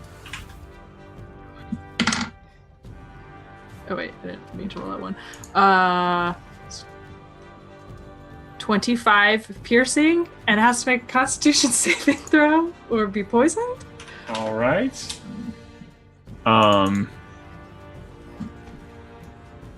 It can't be. Okay. But it does take the damage. Yeah. So, takes that piercing damage. Yeah. Whew. Jeez Louise. So you just like with maybe like some bits of like Ignatius still in your like mouth. You start clawing against, and like the golem like take a big bite into its forearm, crunching into the stone, sending flecks of like in the way. It's kind of like struggling against the hair that's binding it right now, and then your tail smashes into its shoulder, and the poison kind of like injects in, but just like spills out over the wound. Excellent. So that's going to bring us to Moore again. Okay, I have a question. Okay. So my siphoning aura is a recharge ability where this is recharge on a 5 and a 6, so I guess you roll Sure. and then it recharges. Do I have to? Is there like a certain period of time where it will just recharge, or since I've used it like an hour ago, do I have to? Yeah. recharge it? We'll skip that. Yeah. You have it back by now. It's been Great. plenty of time. I don't know if it's gonna work, but I do it again. Unless it's like Rosencrantz and Guildenstern, there's like no way that you don't roll a 5 or a 6 over the last couple hours. Great. So I will use my siphoning aura again for my on my turn for my action. And yeah, it has to make a Constitution saving throw.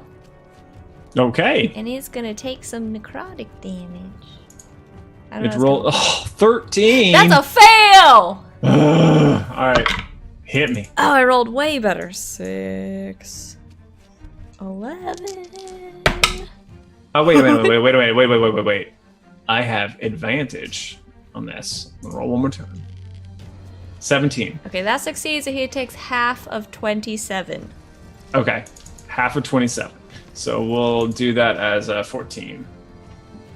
So whatever a golem's fluids are, they start seeping out of him. Okay, so we'll say that this That's what it says. This stone golem is like a mechanical kind of thing, and there's like oil that begins to leak out of its nose as like from the way that Ignatius kind of put it together, and is kind of looking at it like a little worried, and some of it comes out of its ears as well.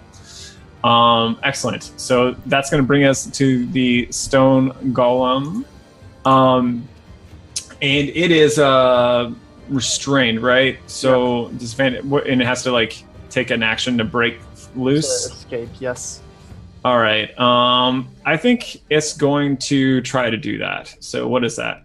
Just a DC 13 Of what? to break a grapple. Okay. So we'll do a strength check.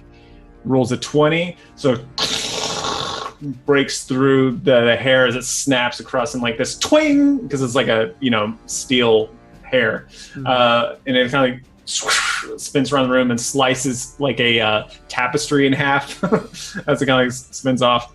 That's its action. It can't do anything else, so that's going to bring us to the Cold Bros. We killed the one we're here for. Why are we still here? This thing's gonna kill us if we don't kill it. Okay. I start backing towards the door, or we start backing towards the door, and I guess just firing off some shots at the creature. So just gonna shoot some more light crossbows at it. All right, shoot. All right. First one is a 21. Yep. Second one is a 17. Meets. Yep. Okay. I assume the poison damage isn't going to do anything. It won't. Yeah. Okay. So that is 5 points of piercing and 10 points of piercing, so 15 points of piercing total. And I don't think we have our stunner back. Nope, don't have the stunner back. And I don't want to throw a shredder because that'll hurt my friends. So that's it. All right. Running out the door though. All right, Corid. Is the rope still in one piece, or did it? I think it's snapped it in half. Okay. At least maybe 3 pieces. Yeah, so probably can't have it restrain it again.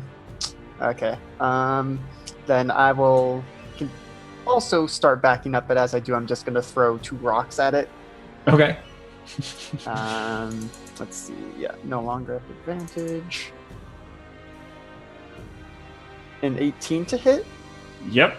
That's 31 points of bludgeoning damage. Holy crap.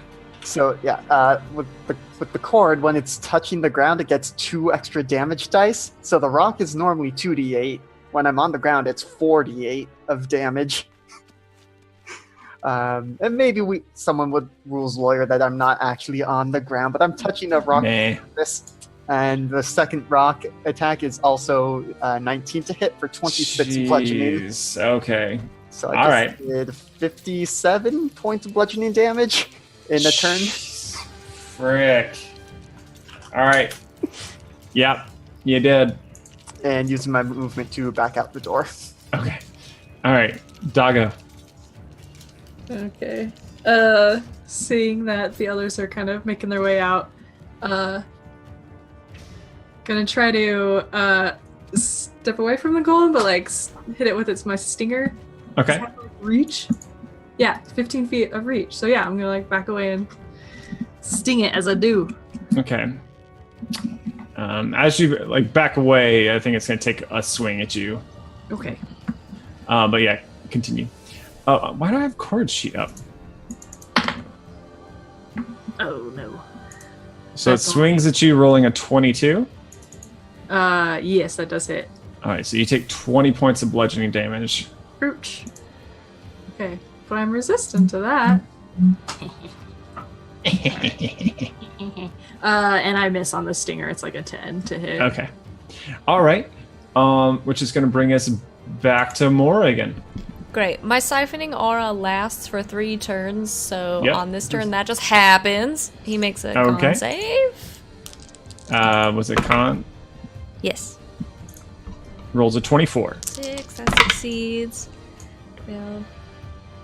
So 20, so he takes 10 necrotic damage. And that just happens, and then for my action, I'm going to Thorn Whip him. Okay. Which I can do. Evil magic blood druid. That's a natural 20! Okay. I don't even know what the damage is. Hang on. Like What a billion. does 26 Thorn's Whip say anything about the size of the other creature, or does it not matter? Large or smaller. You still Alright. hit him if that's just the pulling thing. 6. So he takes 9 something. Piercing damage. All right. And then I guess I pull him because I just want to end him. Okay. Yeah. He gets pulled towards you. And I think he's going to, seeing what's happening, he's just going to, he's going to bring this tower down. He's lost his master, so, his whole, thing of, preserving what's in here is, kind of gone. It's just, I'm supposed to kill them, and I think the best way to do it is to bring this whole tower down.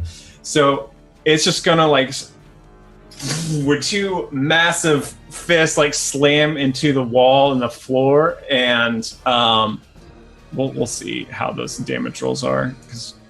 So 25 bludgeoning and 18. Okay, it's second hit doesn't meet the threshold to smash through, but his first one carves through the floor and up through the wall and sending stones throwing out into the night air as the top of the wizard tower begins to crumple a little bit, stones are kind of falling down as it's just trying to break everything up. Yeah, and then it's gonna be down after you down the hallway, and that'll bring us to the Cobrals. Just keep running, just keep running, just keep running. I think feeling the tower shaking, we're just cowardly running our way down the steps and trying to get away. I don't think we can even see any of the golem at this point. Okay, you're dashing. Yeah. Okay. All right, that's going to bring us to Korid. Okay. Gonna help the golem a little bit in taking more stones out of the wall, but then chucking them at him. Okay. All right. So that is 14 to hit. It doesn't hit. You throw it, and there a stone falls from the ceiling and blocks it right in front of it, and bursts into a shatter of pebbles. Okay, so second attack. Nope, that's a nat 1. Okay, as you you pull out a rock from the ground and get ready to fling it, but it's the last thing that was supporting the ground beneath your feet, and you kind of slip through the floor and fall down one floor, taking no damage, but you kind of roll down the steps a little bit.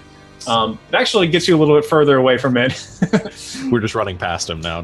Yeah. Alright, sup? So Doggo.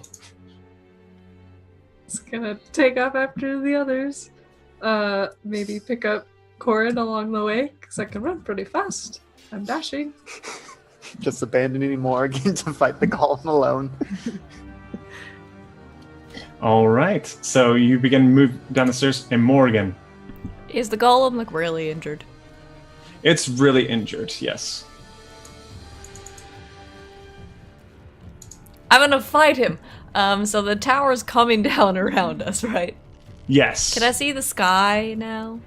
You sure can. Great! I cast Call Lightning, and I just lightning the golem's face. All right. It's Give me- something save. I think it's a dexterity save. Also, he takes aura damage. Yeah, all Just right. remembered. So he makes a Constitution save and then also a Dex save. All right, excellent. So, I'm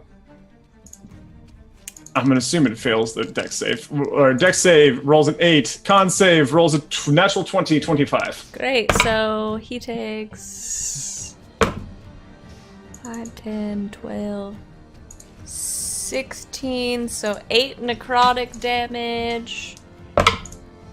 And 15 lightning damage. So close. As this courses from the sky, smashes into him and like starts rattling up everything. His left arm falls off and clumps into the ground. He's like, I just saw the top of the tower screaming like, "Die! Die! Die!" And Morgan, the stone golem, is going to, with one arm, bring it down the floor, and I need you to roll me a wisdom saving throw. Oh, that's the thing I'm good at.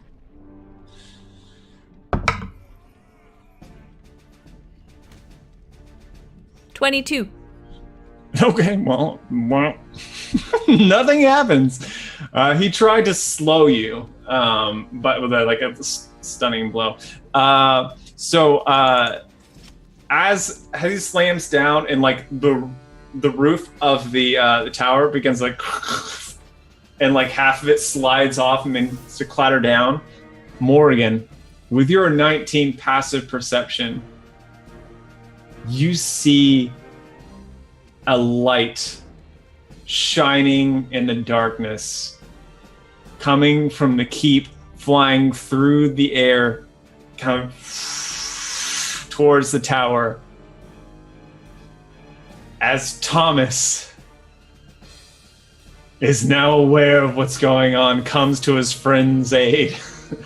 And you see, like, from this distance, it's still not quite sure, but Thomas is a gleaming beacon of light, carrying this lance that's like extended out, riding on the back of a Pegasus, and is like flying towards you. And like he's like doing like the eyebrow thing. He's like, "Oh, I hate him so much." Never fear, Thomas is on the way.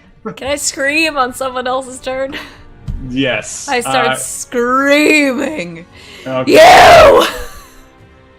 Thomas rolled an 11 for his initiative, so he's going to be a little ways away, but he's probably about 70 feet away from the tower on his way over. So, that'll bring us to the Colrose. All right, you say 70 feet away? Yeah. Okay, but we're still like halfway down the tower. We're making our way down, I guess. Yeah, so. You're making your way down. I think as you go by, we'll say that there are some like windows like lining along, and that you see the bright light cutting through the glass, and sends a chill down your spines. I think we're just gonna, if we can dash and make our way out of the tower, at least to the bottom floor, just to get out of here. That's still the plan. Okay, continue to dash. All right, so that's going to bring us to Korid.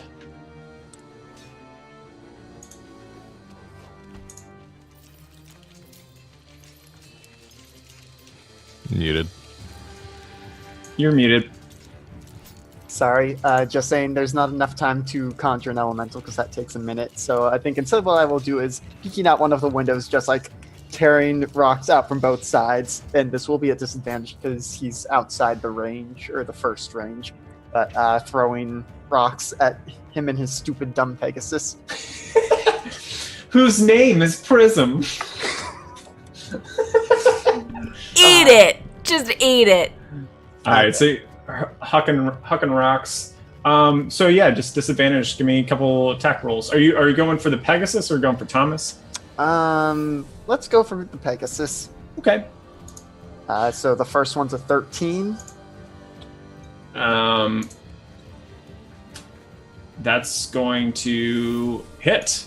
Okay, so that's 24 points of bludgeoning damage on the Pegasus. Okay. Hold on. Just a second. Let me move this so I can do this here. All right. So 24 points of bludgeoning damage. Jeez. Yep. And rock number 2. That's a 12 to hit. That needs to. Dadgummit. So that's All right. 26 bludgeoning on the Pegasus. So 50 Yeah. bludgeoning. Jeez, these things are tough. Left wing, right wing. Gosh. All right. This might be an interesting fight that ends very shortly. All right, that brings us to Doggo. Oh, wait, actually, hold on a second. Actually, that'll bring us to him. I didn't arrange this by order. He has an 11 in initiative. Yep. So he's going to fly the rest of the way, thank God. Thank Lathander. Yeah, so he's actually the Pegasus can fly 60 feet, so he actually is a little bit short, but he leaps off the back of Prism, and as he does, his lance snaps down into a longsword, and he lands right in front of you. He's like, "I thought I already got rid of your kind," and he goes for a couple swings. Actually. Yeah, let me do one thing real quick. Should this happen first? Yes, first thing. I need you to roll a dexterity save. He's like, "Get him, Prism." And Prism goes like, and like this rainbow streams come out of its mouth towards you, Morrigan. And Doggo, I don't think you're invisible from here, but yeah. So roll me a dexterity saving throw. Okay. 18. All right. Roll me a d8. Okay. 1. All right. So now roll me 10d6. I'm sorry, what? As Prism casts Prismatic Spray. I don't have that many. I'm gonna roll them on Roll20. 36? So you take half of that because you saved. Okay. And it's actually it might matter. It's fire damage. I don't know if you're resistant to that. No. Okay. All right. Excellent. And then now it's Prism's like like spitting out this like rainbow energy, but he's like, "Let's do this, Prism," and he's gonna take 2 strikes at you, Morrigan, with his magical sword. Does a 21 hit? Yup. All right. 11 points of slashing damage plus 11 points of radiant damage. Okay. Okay. Still And then alive. And he's going to take one more slash at you. Does a 24 hit? A little bit. 15 points of slashing damage plus 8 points of radiant damage. Still alive. And then he's going to bash you with his shield. So I need you to roll a... Actually, I guess he has to roll an attack roll first. So I'm going to roll this attack. Don't worry about the damage. It's 24 to hit, so... Actually, I always forget how shoving attack works. I think it's just contested athletics, actually. So let's do that. Oh, he rolled a natural 20. He rolled a 30. So if you can beat that with acrobatics or athletics. 12. Okay. That's close. So That's close. he hits you so hard with his shield, you fly out the other side of the tower into the open air. All right, and then that's going to be his turn, and which brings us to these sheets are going so slow. Doggo. Okay. So you said there was a window, so I probably saw him flying up. So I'm gonna turn around and just run back in there and try to get him. Okay. Did we say, or no, because Cord was still in the box, not yeah. actually on Doggo right now. What's your passive perception again, Doggo? What is it? I have a +2 to wisdom, so So 12? 12. All right. So you smell a lot of magic blood coming off of Prism. And the stone golem is hanging on just like with only one arm kind of crumbling apart, but still up. And then you see the dashing Thomas the Blonde without a scuff mark on him. Ugh, I'm gonna run in there and bite his face off. Okay, go for it. Yeah, I'm gonna bite him and then I'm gonna attack with my tail as well. Oh. Alright, well, the first one is a 12 to hit. Nope. That Nope. will not hit as he kind of deflects it with the shield. He's like, ha ha ha! You'll have to do better than that, mongrel. Oh no! What about... Okay, then my tail strikes out and that is a 16 to hit. He's like, and he blocks it with his shield again. He's like, you look familiar. And... I never forget an ugly face. All right, and so that'll bring us back to Morrigan, who is now pitching through the air. Okay. I give myself a singular moment of peace. Just falling and accepting that I'm probably going to die in this fight, and then I'm gonna use my action to activate the wings of flying and do scary bat wings and start flying back up towards Gaston. Sure. Or whatever his name is. I hate him. Yeah.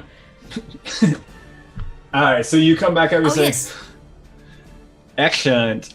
And then do I get to roll for my my aura to recharge like on my turn? Sure, why not? I don't know. Yep, let's do it. That's a 5, so yes. Yeah, awesome. So it's going to bring us to the stone golem, who is going to take a swing at the doggo. With it only has one arm, so it's only going to be one attack. Does a 14 hit? Not with Barkskin. Is Barkskin still up, Morgan? Let me How let many me roll times some did- dice. So you need to do a 12, and then you need to do a 13. Do it. That's a 15 and a 17. Okay, yeah, still up. Yes. Barkskin forever. All right, kind of slams down into your shoulder, but you kind of just bear it, and it's like, and you're like, and you like push it back off with your haunches. All right, so that's going to bring us to the kobolds, the cobras. How far down the tower are we? Can we even get back up? I think you are probably like 3 floors away from everyone else. So I won't even be able to get back up. And I think you would have to dash to get back up to get in. I mean, the as you're going back up, like the tower's kind of crumbling apart, so there's a lot more line of sight than there was when you first passed by. But it would probably take you a whole action to get right back into the fray. okay, how far am I from the bottom though?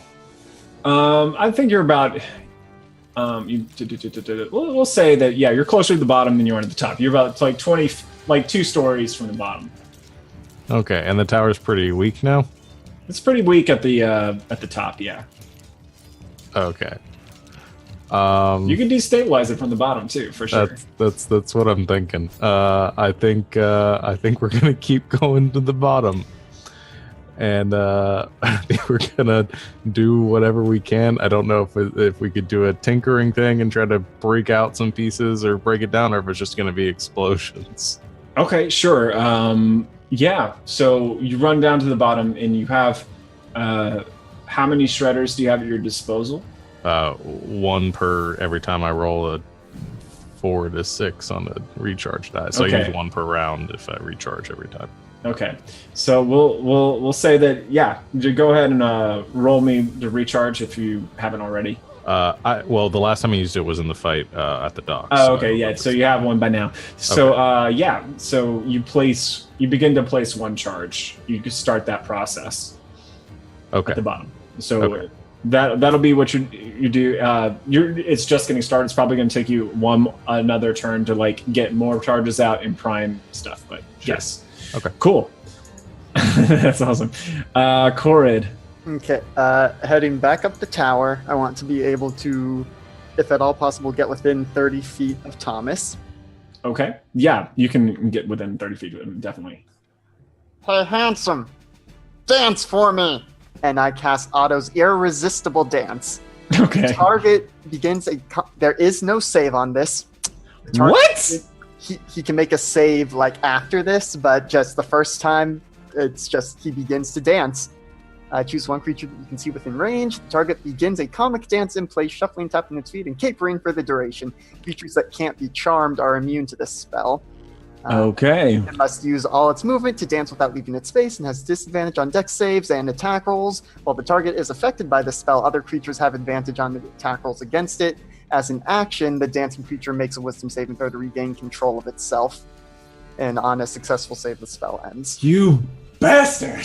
That is a good spell. It's a really good spell. So I really used it on the wizard. he's like,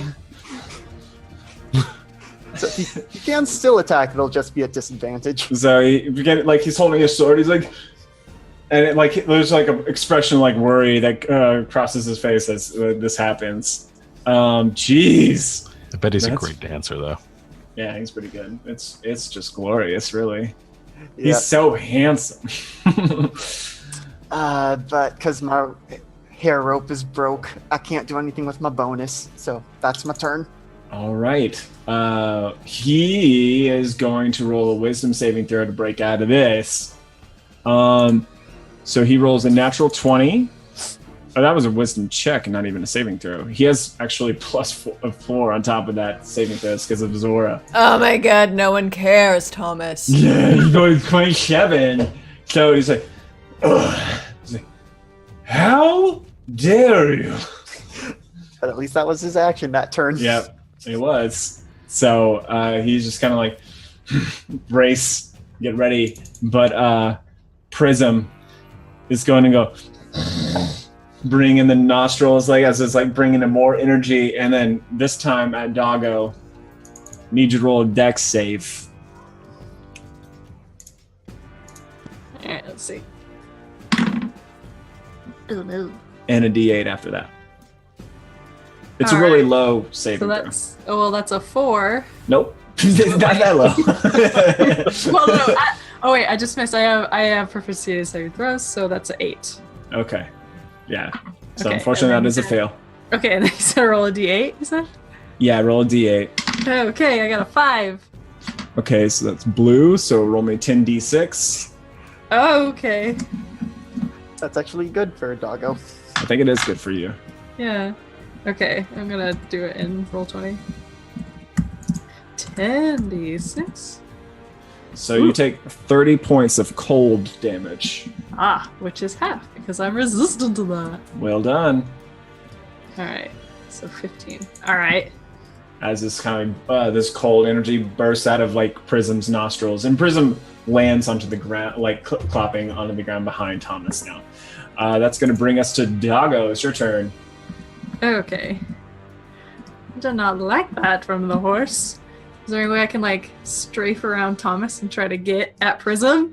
Yeah, you can move past Thomas. You're going to be within melee range of him, but you're not going to break it to get to the horse. Okay. So you're not going to get an attack of opportunity. Got it. Yeah, I'm going for that horse. Gonna take a bite. 16 to hit. All right, that is a hit. All right, with the bite, and then I'm also going It's dead. There's no way. It's a 9. It has 9 health. You. Yeah. Tell me how you kill the Pegasus, like with your Ooh. fighters. Ugh, just rip its throat out. Just Blood everywhere. just rainbow blood, just everywhere. Just and like That's all across the amazing. walls. Yeah, and you fling it like maybe like onto the ground, but it kind of slips and the floor gives way, and the body like tumbles down into this the wreckage of the ship of the tower as it falls apart. Yeah. So now you have the tail attack, and you also have another bite because you reduce something to 'cause I 0. killed it. Yeah, I'm going for Thomas. All right, tail attack. That is 24 to hit with the tail. Yep. Okay, and then I get a bite. Oh, that's not as good. Just a 10 for the bite. Yeah, not for the bite, but he kind of like holds his shield up to block the bite as your like jaws kind of like on the outside, and your tail just like goes like right under into his gut. He's like, Yes, sucker. Okay, so 4. So that's 13 piercing damage, and he has to make a Constitution saving throw. okay, he is very good at those. Rolls a 22. Dang it. All right, yeah, he makes it. Okay, what was the damage again? I'm sorry. That was 13 13. piercing damage, Okay, and excellent. he's not poisoned. Okay, brings us to Morrigan. So the horse is dead, and Thomas Horse is is dead. looking fine, injured. Pretty fine. He's pretty Pretty fine. fine. Pretty fine. He's so fine. He's so fine. He's just like a smoke show coming in. Hey, Tommy, Okay. you're so fine. You're so fine. You're blowing my. Hey, Tommy. Hey! Good use of song. I'm going to fly like a scary witchy bat up into the sky above Thomas, and since I got my aura back because my friends have been so great at reminding me to make my rolls, I'm going to use my action to do my siphoning aura again, so he makes a Constitution saving throw. Okay. All right, and he rolls a. That's a What? fail! You failed, You Thomas! fail. He has a +9. Six A +9, plus and he 6 failed. is 12. Plus 6 is more than 12. 18 plus 4, 22, 23, 24, 25, 26 necrotic damage. Yikes! 26 necrotic damage as his blood starts seeping out of his body and towards me. All right, I think So for I the can first. drink it and eat your life force. I don't know. Yeah, it just begins to like kind of rise above him, like floating into the air, like towards you, and you're like. And I think for the first moment, like he begins to look a little worried, which brings us back to this stone golem, which is going to take another swing at. Actually, let's see. No, it's going to take another swing at Doggo. Does a 20 hit? Yes. 19 points of bludgeoning damage as crunches into your back.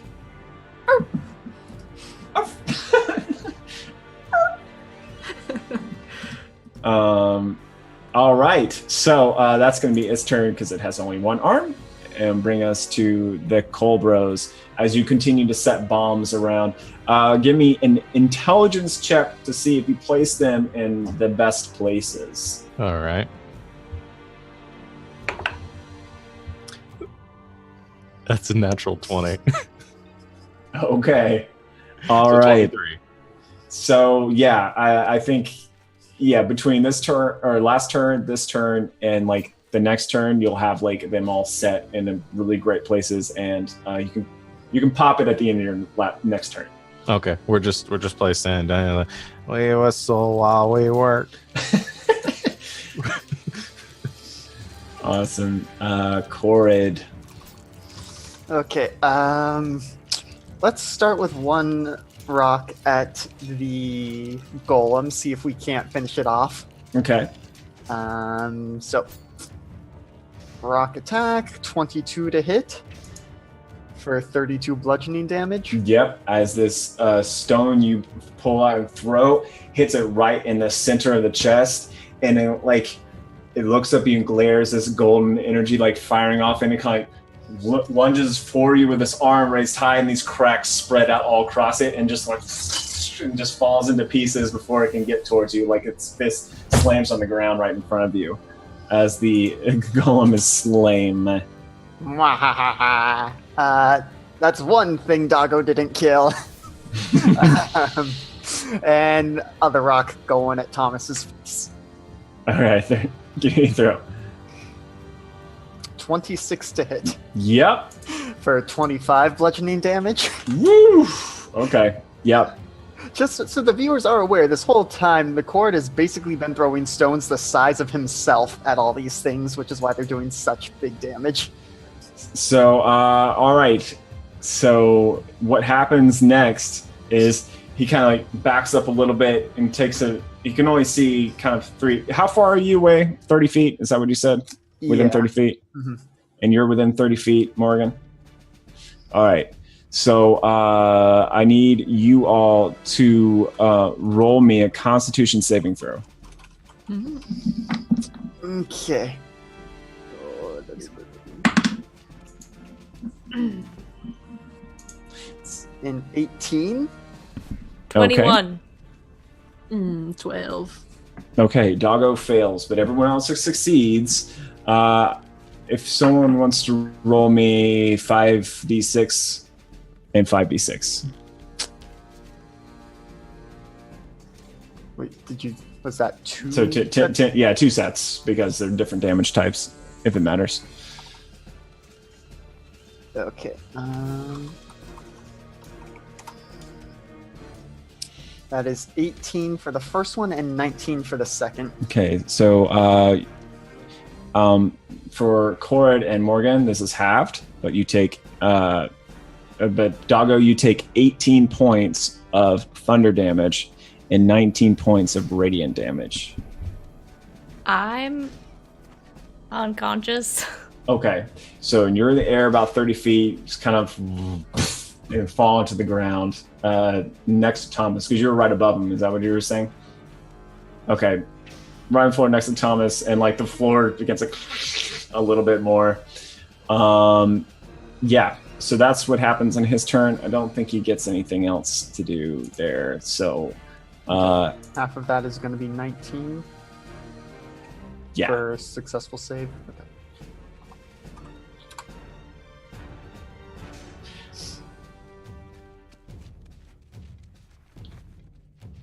All right, so that's going to bring us to Doggo. Rawr. I'm just gonna go for it. I'm gonna, run up and tag him in twice. All right. My bite and my tail. Okay. So for the bite, that is 14. Okay, that is not a hit, unfortunately. Darn it. Okay. But for the sting, it's a total of 20. That's going to hit. Okay. 6. And a con save, I think. So rolls a natural 1 for a 10. Sucker. Okay. Well then, he takes 15 piercing damage, and he is now paralyzed. Okay. He can. Let's see. There you go. He's paralyzed? He's paralyzed. He's poisoned and paralyzed. Okay. And interesting. he can try to repeat a saving throw at the end of his turn. Yeah, the tower won't exist at the end of his turn. So okay. All right. So we're gonna. What else do you want to do, Doggo? As the tower is kind of falling apart around you, and he is frozen. And it's just like a stricken look crosses his face as he tries to move and can't. I just sort of step over him, so I'm leaning over him. Be like, now you will die. And then turn around and did I see Morgan crash? Yeah. I'm gonna see if I can wake her up, lick her face or something. Yeah. Okay. So here's what I'm gonna do. I'm just gonna narrate the rest of this. So Doggo, you give Morgan a lick. She doesn't respond. You snap her up in your jaws, grab her by the scruff of her clothes and lift her up and begin to race down the stairs as Cora's behind you. the tower begins to crumple and even more and more as like these like kind of arcane tubes that are like running through kind of begin to burst and explode. As you kind of like come out the bottom of the tower, well, actually, you might go. Are you going to go to the basement? Actually, would you go like the way you came in? Maybe that makes sense. Let's say you do that. So you go back down to the basement, and where the Cole Bros are like, they're like.